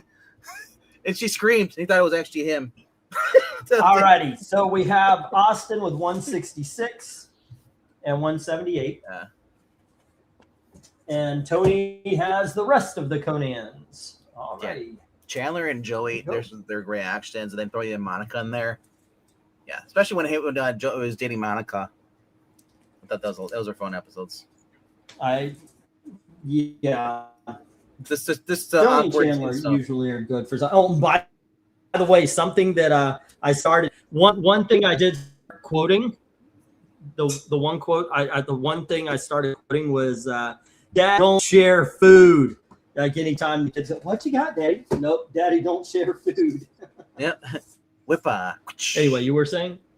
No, I was just saying there's a couple of quotes there, but no, when he started dating Monica, where before they got married, I just love his reactions with her sometimes, just because she's kind of like she acts just like Ross sometimes, and he kind of like, oh my gosh, it's like, but yeah, I'm glad when they finally got rid of the monkey. Monica and Ross, similar mannerisms if they're going to be brother sister. Yeah. But no, the best is which. Okay, here we go, guys. Janice. Last lot of the night. We have Captain Carrot, issue number 2, and here is issue number 5. And we have issue number 14, issue number 18, and we have issue number 20. Next, we have Superboy and the Legion of Superheroes, issue number 221. And we have Superboy and the Legion of Superheroes, issue number 224. Okay, this has a subscription increase. It is actually comics issue number 453. All right, you can clearly see it right there. And then we have The Punisher Invades the Nom. This is issue number 52 of the Nom. And we have Punisher Invades the Nom, issue number 68. Bidding begins at $2 each as soon as I get the go for lot number 20, last lot of the night. We're only 10 minutes late so far. Go for lot 20. Oh, shit. Try that again. Eric, were you clapping that he said we're almost done? Yeah. Oh, okay. I wondered that was. And now I'm just. I was wondering. Now I'm just in awe of Monero Brainiac there. I know. And then the Superboy Legion Superheroes. He's staying alive.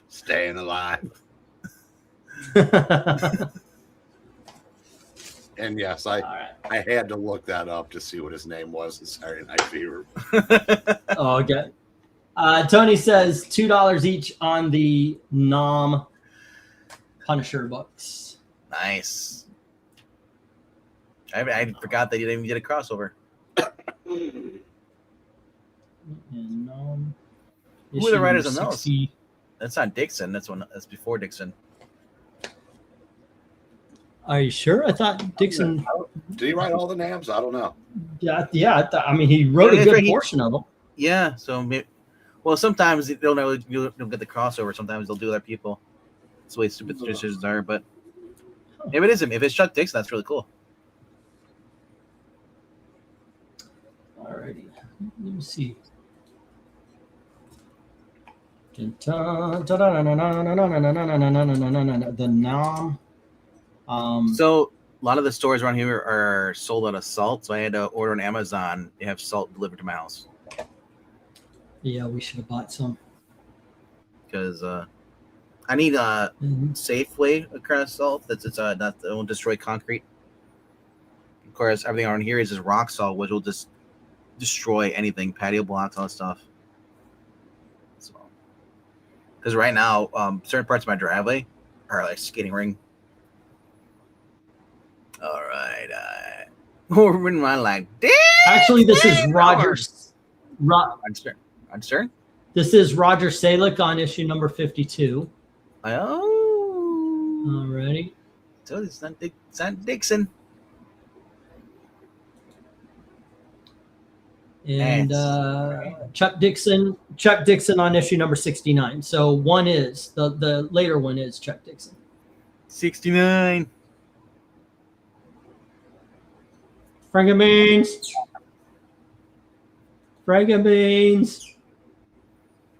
Bro, what are we thinking? You guys are totally thinking 69. Whoa.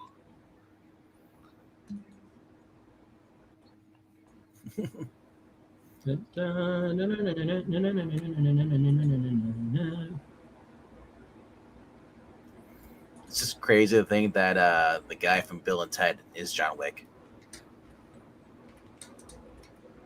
Yep.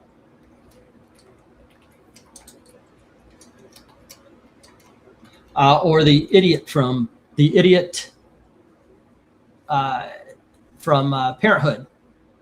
and something Killers. He played a really bad hired killer in a movie. I forget which one it is. Jim says 2 on D.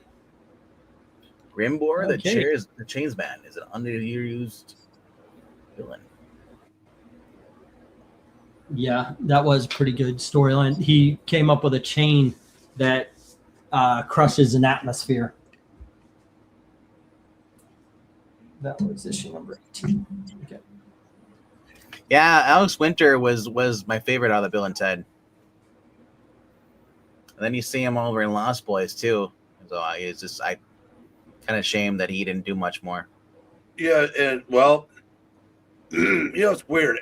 Yeah, he is not the kind of guy I would have expected to be, to the left of Mark Ruffalo either. But yeah, No. it's like the guy in Law and Order is a huge lefty pussy, and he looks like a pro wrestler. I'm almost surprised when people like that you wouldn't think would be. Of course, I would have never imagined Ice-T would be an SJW either, but Yeah. No, he's just anti-cop. no, he's not. He's not anti-cop. He's just a leftist, and Wow. I hope Ice Cube tells him to fuck off every once in a while.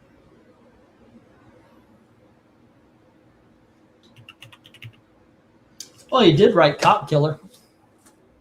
Oh, I know, but that was he's not the same guy. All right, let's get the stop. Did you see the cast of Highlander with Henry Cavill? They're gonna start in January filming. Okay, so Jim has Captain Carrot number 18, and Tony Hayes has the Punishers in Nom. All right. It's a crazy cast. Russell Crowe is gonna play Ramirez. No, I said Russell Crowe's going to eat Ramirez. Oh, Dave Bautista is gonna be the Kurgan. So I'm like, well, you're gonna give him a muscle suit because he's skinny as fuck now. Karen Gillan is gonna play Heather. Jeremy Irons has an unknown role in there. Drew McIntyre plays he plays Angus McLeod. That's why they should cast Sheamus too while they're at it. I know, right? Why not? Did you see? So I posted today. What did 50 Cent do when he was hungry? 58. Eat me.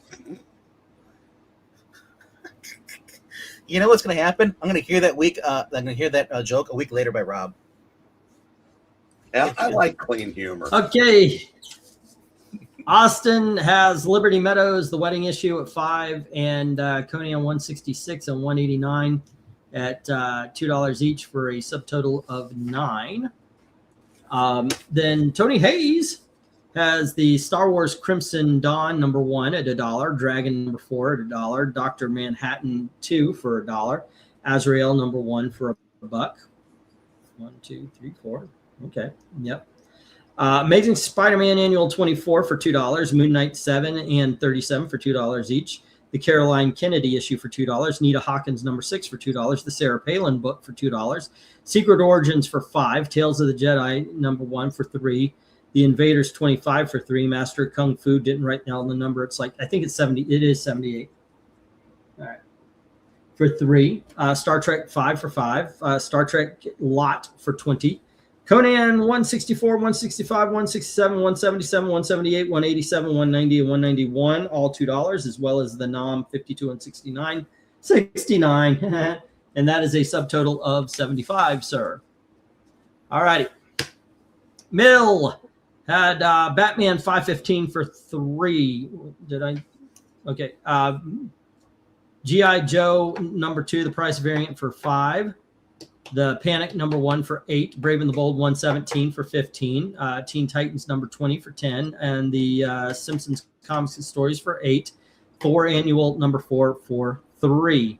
That's 8, 16, 31, 41, 49, 53, or 52. Okay, that's what it is, 52. All right. 52 for Mill, and Jim had Gen 1325 at $2, Voodoo Child for number 1 for $2, the JSA issue number 73, 74, 75, 77, 78, 79, and 80 for $3, as well as Gen 13 3D. Man of Steel number 1 for $5, Action Comics something or other for $5. Sorry, I didn't write it down. Avengers Annual number 4 for $10, Superman 307 for $8, Captain Carrot Oswar for $3, Superman's pal Jimmy Olsen 100 and something teen for $3, Action Comics 451 513, 399, and Superman 399, 321, 355, 359, 363, and 396 for 3. And Captain Carrot number 18 for 2. And that is a subtotal of 88. And that is where we stand. All right. There we go. Lots of fun. Oh, that's right. Okay. I missed a couple. Mill got them. The Thor was for 5. That's right. I forgot about that. Where's Mill? This means something. Mill. Thor was for 5. Okay, and I missed Iron Jaw for 5 already. Iron Jaw. That would be 50. You mean Iron J? Iron Jaw number 1, and it was Transmetropolitan.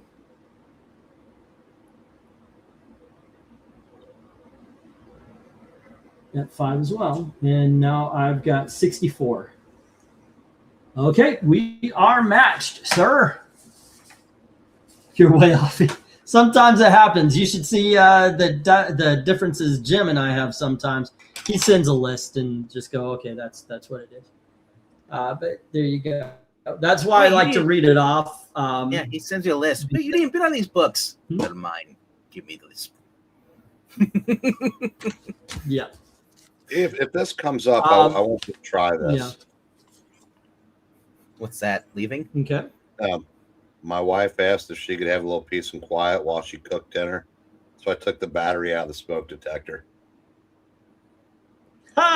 Actually, you know what? The other day, Gail wanted to make chicken wings. And she got me buffalo because I like the spicy stuff. And she made her and Ashley some garlic parm. And she grabbed onto mine and just tried to pull out of the oven, and it spilled all into the bottom of the oven, and the house filled with smoke. Okay. I mean, it was just, yeah. And you did not laugh because she would murder you. Okay, here's what. Obese is the N word for plus size people. The response, bigger, please.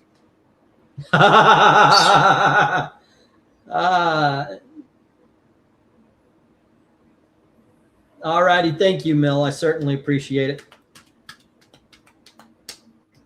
Yeah, I appreciate everything.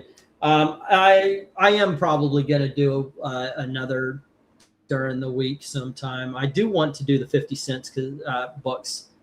I've got to do something to try to get rid of these. I put at least 2 $1 lots in an auction every week. I try to get 4, like 2 at the end. I just ran out of room in the boxes because I actually made up what I was going to put in. But I think I'm just going to do a 50 cent, see if anybody wants to do. I don't think these draw people in so much, but that's you know what? I stopped looking for going to a different channel. I gotta remember to do that. I was gonna create that other channel, Auction Comics. Yeah.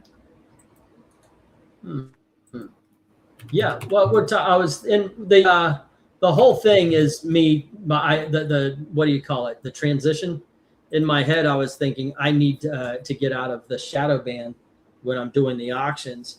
So yeah, I need to remember and get Auction Comics going. Yes. Time for me to hit the sack, says Jim. Night night. You have a good time, man. Next time you're an hour away, give me a call. I will drive that hour to get your books to you. That would actually cost less than shipping them. Breen, you're not gonna make a transition, Zoke? Nope. Okay. Transition what? You said you're transitioning from What you I said I was transitioning. Yeah, you said you're transitioning. You're gonna do a channel, create the new channel, Auction Comics. Oh yeah. I want we talked about that because this channel has been shadow banned It's hard to. It is actually hard to get new players in, and so we thought maybe if we built an auction channel by itself, like that's all we do is the auction, maybe it would actually help the growth in it, because this is, like I said all the time, this is the way I'm helping out the family. Well, that's the thing. Wine grab bags can be fun too. I thought about that, and I would definitely, if I do that, I would definitely want to do. I know a lot of people are doing blind grab bags these days, but I would want to put something, not $1 book in all of them, so they would have to be priced at about $5. If I was going to put like $3, $5 books in there, $5 or more, to make them worth it. But would anybody want to participate in a grab bag where it's $5 to $10 for a grab bag, and you might get a book that's above? It's almost like a what do you call those things? Not auctions, but it's like everybody puts $1 in to see if they could get a certain book. What are those things called? The hell is it? Like a everybody raffle. Yeah, it's almost like a raffle. Yeah. It's like, I'm like, what? I was half paying attention. I'm like, wait, is he talking about putting names in a hat or something? I'm like, oh, it's a raffle. Who doesn't like soapy tits? You're going back to soapy tits. Jackson, that comes in. I love it. Wait, right? Jackson comes in on soapy tits. Yeah. Oh, phrasing. Oh, that is some funny shit, man. That is really funny, man. We do have, by the way, I will say this: we do have to do more hangout streams. I like doing the cover rankings, but we need more structureless streams on this channel. That's what we started with, by the way. I will just say this: if you do the auction channel, it probably might be a little better. It might take a while. It might take about a year or so to get people to more focus on there. Because here's the thing: it is good to have that, because if you're gonna start going into any drama and stuff, that channel's not. It won't be on that channel. Yeah, that's what I'm. Yeah, and we could talk about more comic book stuff on this channel, and I really, like I was saying, I do want to do more just where we turn on the camera like we used to, where we turn on the camera. We might have a starting topic, but god dang it, how many times have there were a couple of times where we never made it to the topic that was in the headline.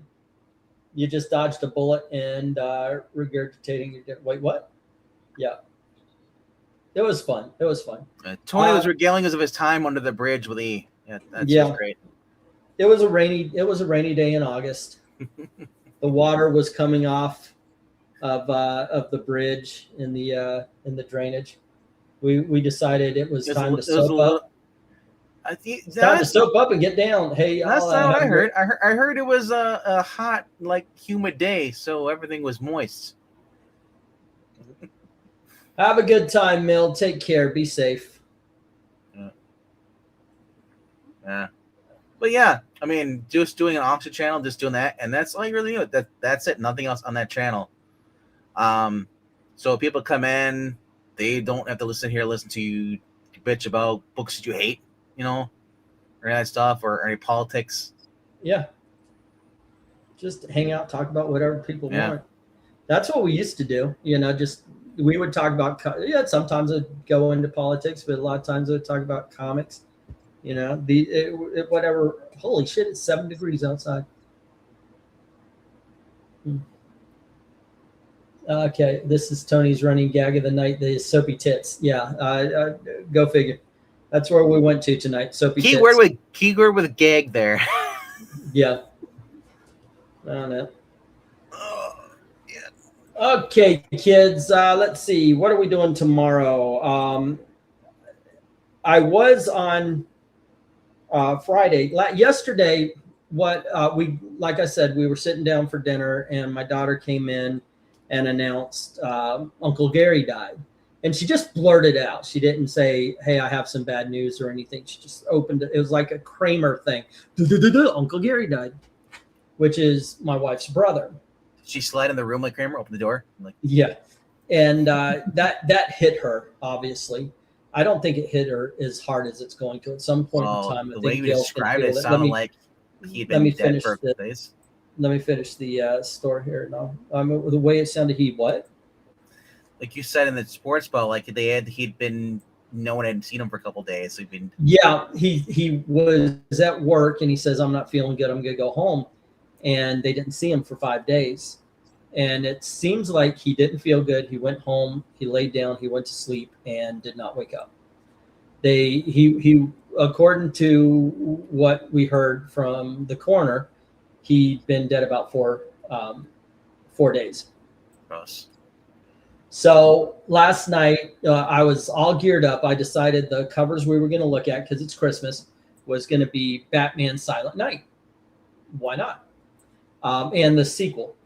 So I was all set up and I was ready to go. I even brought it up to you guys. It's all ready if you guys wanted to do a cover ranking. But it wasn't even scheduled. So that's I honestly could not see myself over here. Gail's talking to her sister about her dead brother, and I'm going, "So Eric, what do you think of issue number 2's cover?" Just I decided, I just wanted to be like, if Gail needed anything. Can you imagine that? Can you imagine the reaction? Like, crowds, wow, who died? Crowds quiet. Yeah. I just didn't want to be over here telling jokes and talking about that when Gail's been there. And not that we had a completely serious evening or we didn't finish dinner or we didn't afterwards. Gail wanted to watch The Grinch. We started it at dinner. She wanted to finish it. And I understood. There is no rule book. In my opinion, there is no rule book for grief. And she wanted to watch something lighthearted. She had a long, like hours conversation with her sister. And she just wanted to not think about it for a little bit. There is one rule she book. did. She did, because while we're watching, and we watched the animated, by the way, if you're wondering. And while we're watching Christmas movies, she kept talking about it, Charlie Brown said it best. Good grief. Say again? Charlie Brown said it has to be good grief. Can't be bad grief. Charlie Brown, by the way, is a Christmas Day show. That is the best Christmas special of all time. It ends Christmas. But I wanted to be there for Gail. I didn't want to have to, hold on, guys. She thanked me for it. She didn't have to. I've been like that all day today also. I told her, get Elizabeth's phone number. Like I said, I don't carry a phone. That way, if she's at work and she wants to come home, she's not going to work tomorrow, but that's as much to do with the blizzard as it is the grief. She's a trooper as far as stuff like this is concerned, but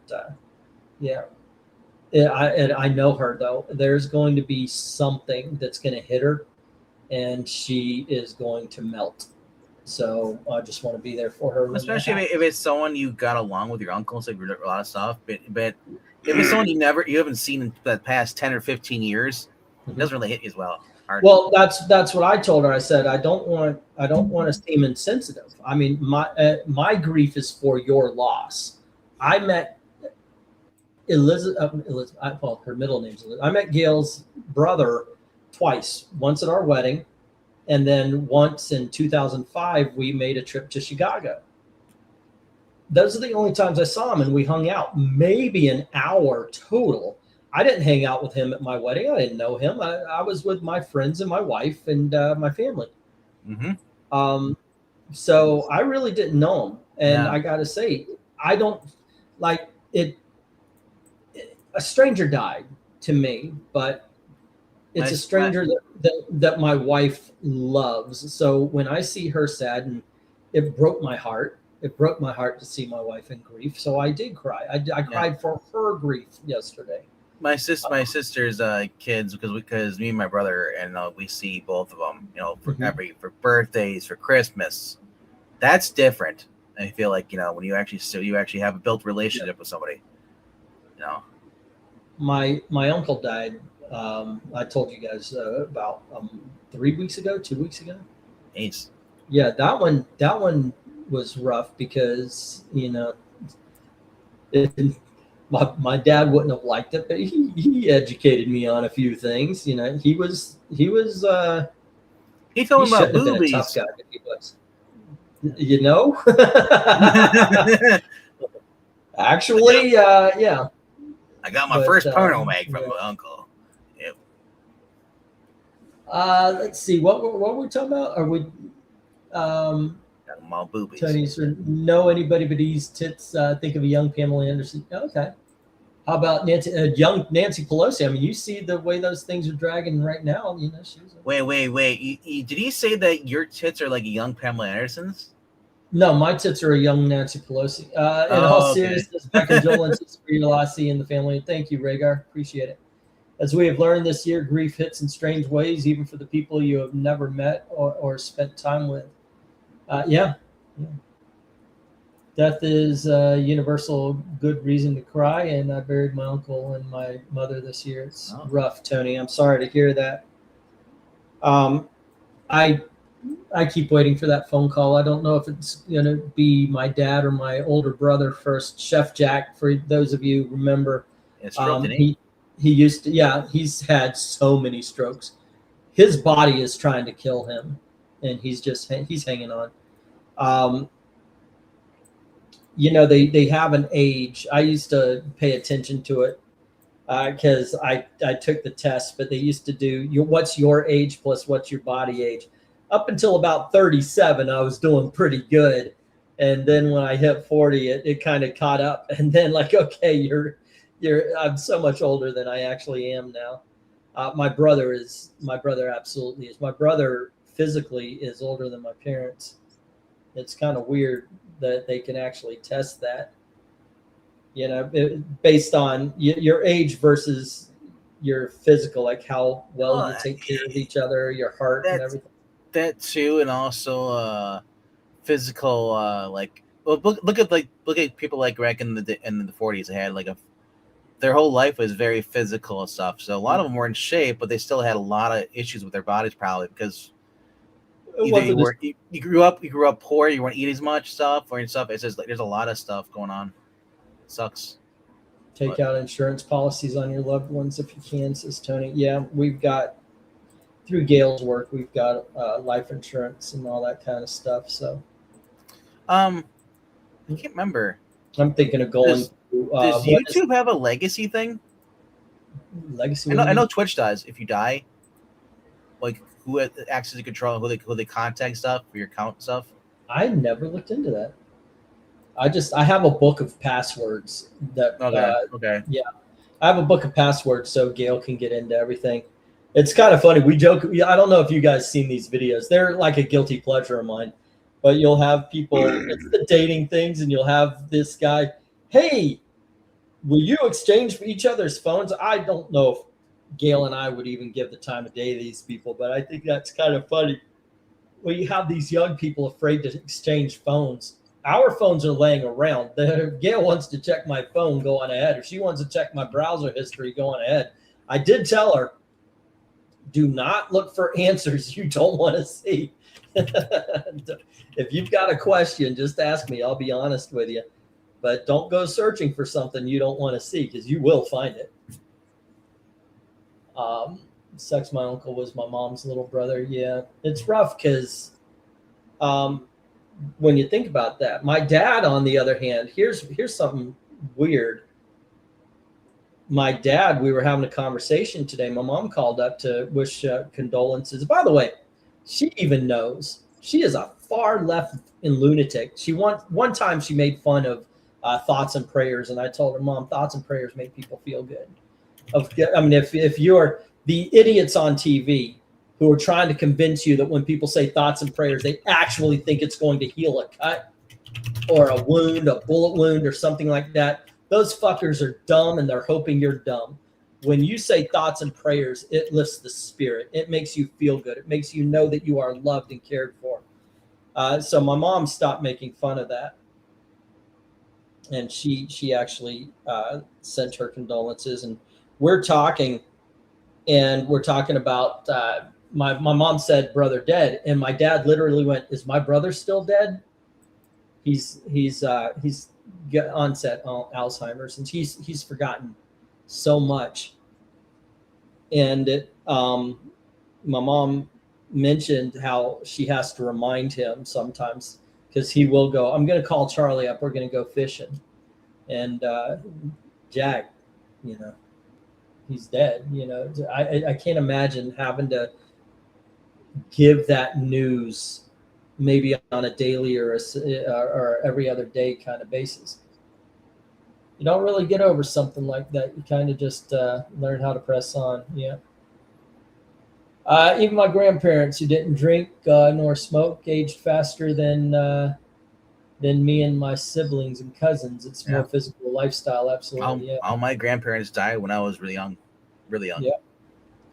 So when Gail and I had times of trouble, and you guys and everybody, was given good thoughts, it filled me up. It's just the way it is. Thoughts and prayers are for the spirit, and it works. I actually do believe it works. Not to. I hope you don't mind my mentioning, but there were a couple of times when Eric wasn't doing too well spiritually, mentally. And getting on here and talking to you guys lifted him up. And then he reminded he had to talk to me too, and it brought him right the fuck back down. So. Is that why he's muted? Yes. No, he's not muted. Yeah. It just works. Yeah. Anyway, guys, tomorrow let's do some Batman cover rankings, and I'll probably do another 25% auction on Monday. Just just to see, help Christmas out if you guys want, if you guys could do. Tomorrow, RDB, what do you have going on? Well, tomorrow Eric and I are going to be talking about Christmas Connecticut with Rob. I have to. Yeah, I wanted to watch that. I wanted to be a part of that. If I can. So that is tomorrow around 7 p.m. Eastern. After that, we're looking at Fantasy Four issue 361. All right. A Miracle on Yancey Street. Speaking of all right. Matthew McConaughey has a Christmas movie called Ghosts of Girlfriends Past. It is a horrible film. You should watch it. It's a lot of fun. That being said, kids, have a great night. And as always, thank you for it. Is that a new one? Say what? Is that a new one? No, that's years old. No, it's years old. I saw it being recommended. I thought it was new. Yeah. The movie that is new that I watched and loved was the new Knives Out film. I have some sort of subconscious problem saying I'm sorry, or even thoughts and prayers, or at least out loud, despite me believing it. I absolutely am aware that I know what you're thinking, or I don't know what you're thinking, but I might know how you feel, because like, how do you say it without coming off weird? Yeah, sometimes I struggle with how to say stuff like that. Thank you, Tony. Actions. Yeah. Anyway, it is now 3 degrees. You kids have a great time, and thank you very, very much for watching. Have a good night.